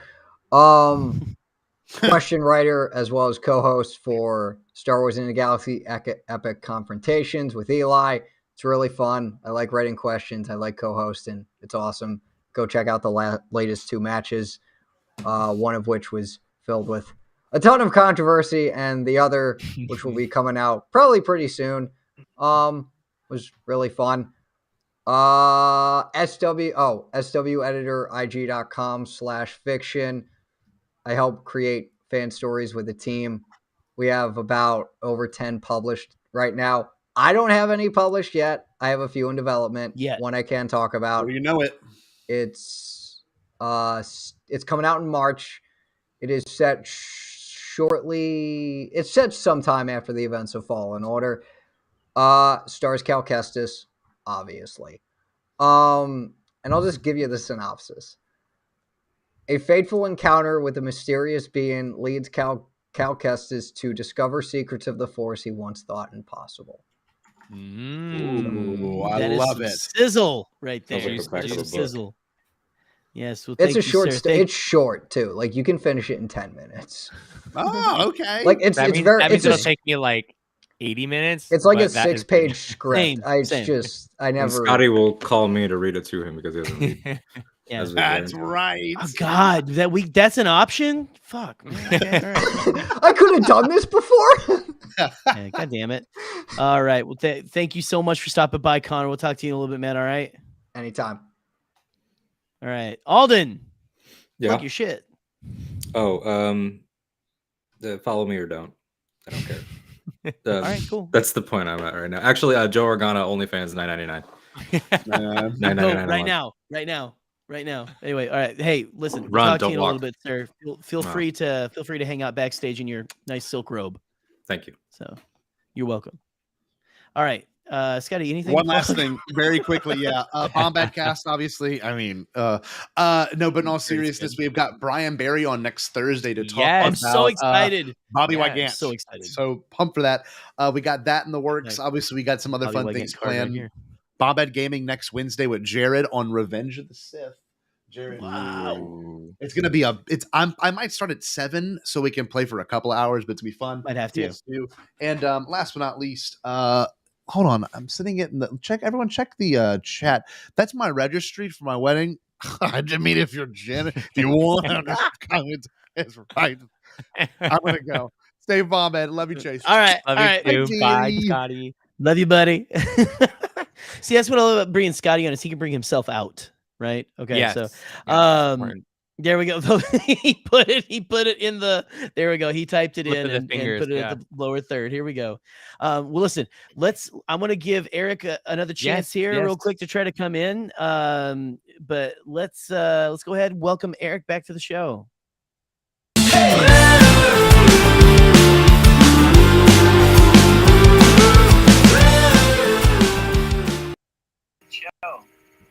Hello? Hello? Hello. Hello? Hey, we can hear you. We can hear you. Can you hear us? I seriously. I think it's just a little delay. Hello, Eric. We can hear you. Something. Hello? Hello. Wait, okay. I can hear you through my phone. Okay. That's good. Hey, how you doing tonight, man? Wait, okay. I can hear you through my phone. It's delayed. It's okay. We're getting a little bit of an echo there. That's fine. Having serious difficulty. Like my Yeti mic has been absolutely completely useless. Oh God, I'm sorry. Yeah, listen. Technical difficulties, they happen to all of us. Seriously, they're frustrating. They're frustrating for sure. Listen. Technical difficulties, they happen to all of us. Seriously, they're frustrating. They're frustrating for sure. But did you have any questions or comments or anything for Chase before we end tonight? But did you have any questions or comments or anything for Chase before we end tonight?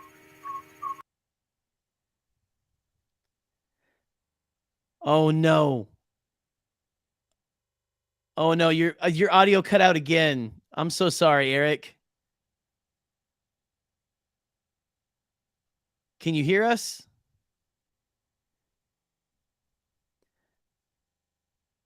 Listen, I'm try one more time here. Okay. It's okay. All right. Hey, listen, Eric, I'm so sorry, buddy. We're going to go ahead and I'm going to pull you off and listen, we'll try again. Listen, I'm going to have Chase out again. We'll try again next time. So Yeah, that's that fine. sounds good. Well, I'm yeah. so sorry. Just know that, I like, feel we get bad. it. Like, Yeah. every time, like, I sit down to do something, literally something goes wrong. Like, every time I think I have it figured out down pat, something always happens, and that is just part of the game, and I'm so sorry. But I appreciate you trying, and Jerry does too. Thank you for coming in. Yes, Yeah. please. I feel really bad because and again, it happens to all of us. It's fine. So yeah, just don't beat yourself up too bad about that. That's And if like, yeah, and if you want to, I mean, you can technology use the- hates us a lot of Yeah, times. yeah, So yeah. Yep. yeah. Well, but Chase, thank you so much for coming and giving so graciously of your time. We're almost at 3 hours. I don't know if we've It honestly flew by. That I remember, like, you were like, we're at an hour, and you're like, oh, we've been doing this for an hour. I was like, what? I was like, I felt like we just started. So thank you for all of this. This has been so fun.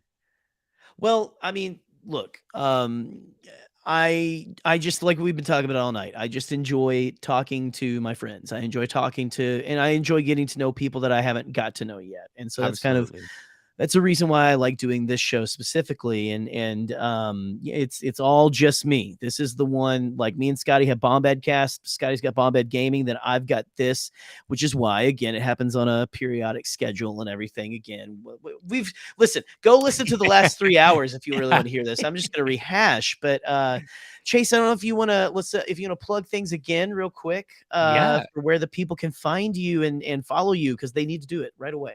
Well, thank you. And thank you again really quickly just for this. This has been so great. And like, I feel so honored to be able to indulge, I feel very satisfied. I feel very lucky to be able to talk about content creating alongside you, Jerry, and then also everyone who hopped in. So thank you. Yeah. You can find me on YouTube, That Gay Jedi on YouTube. You can find me on Twitter and Instagram at AKA That Gay Jedi.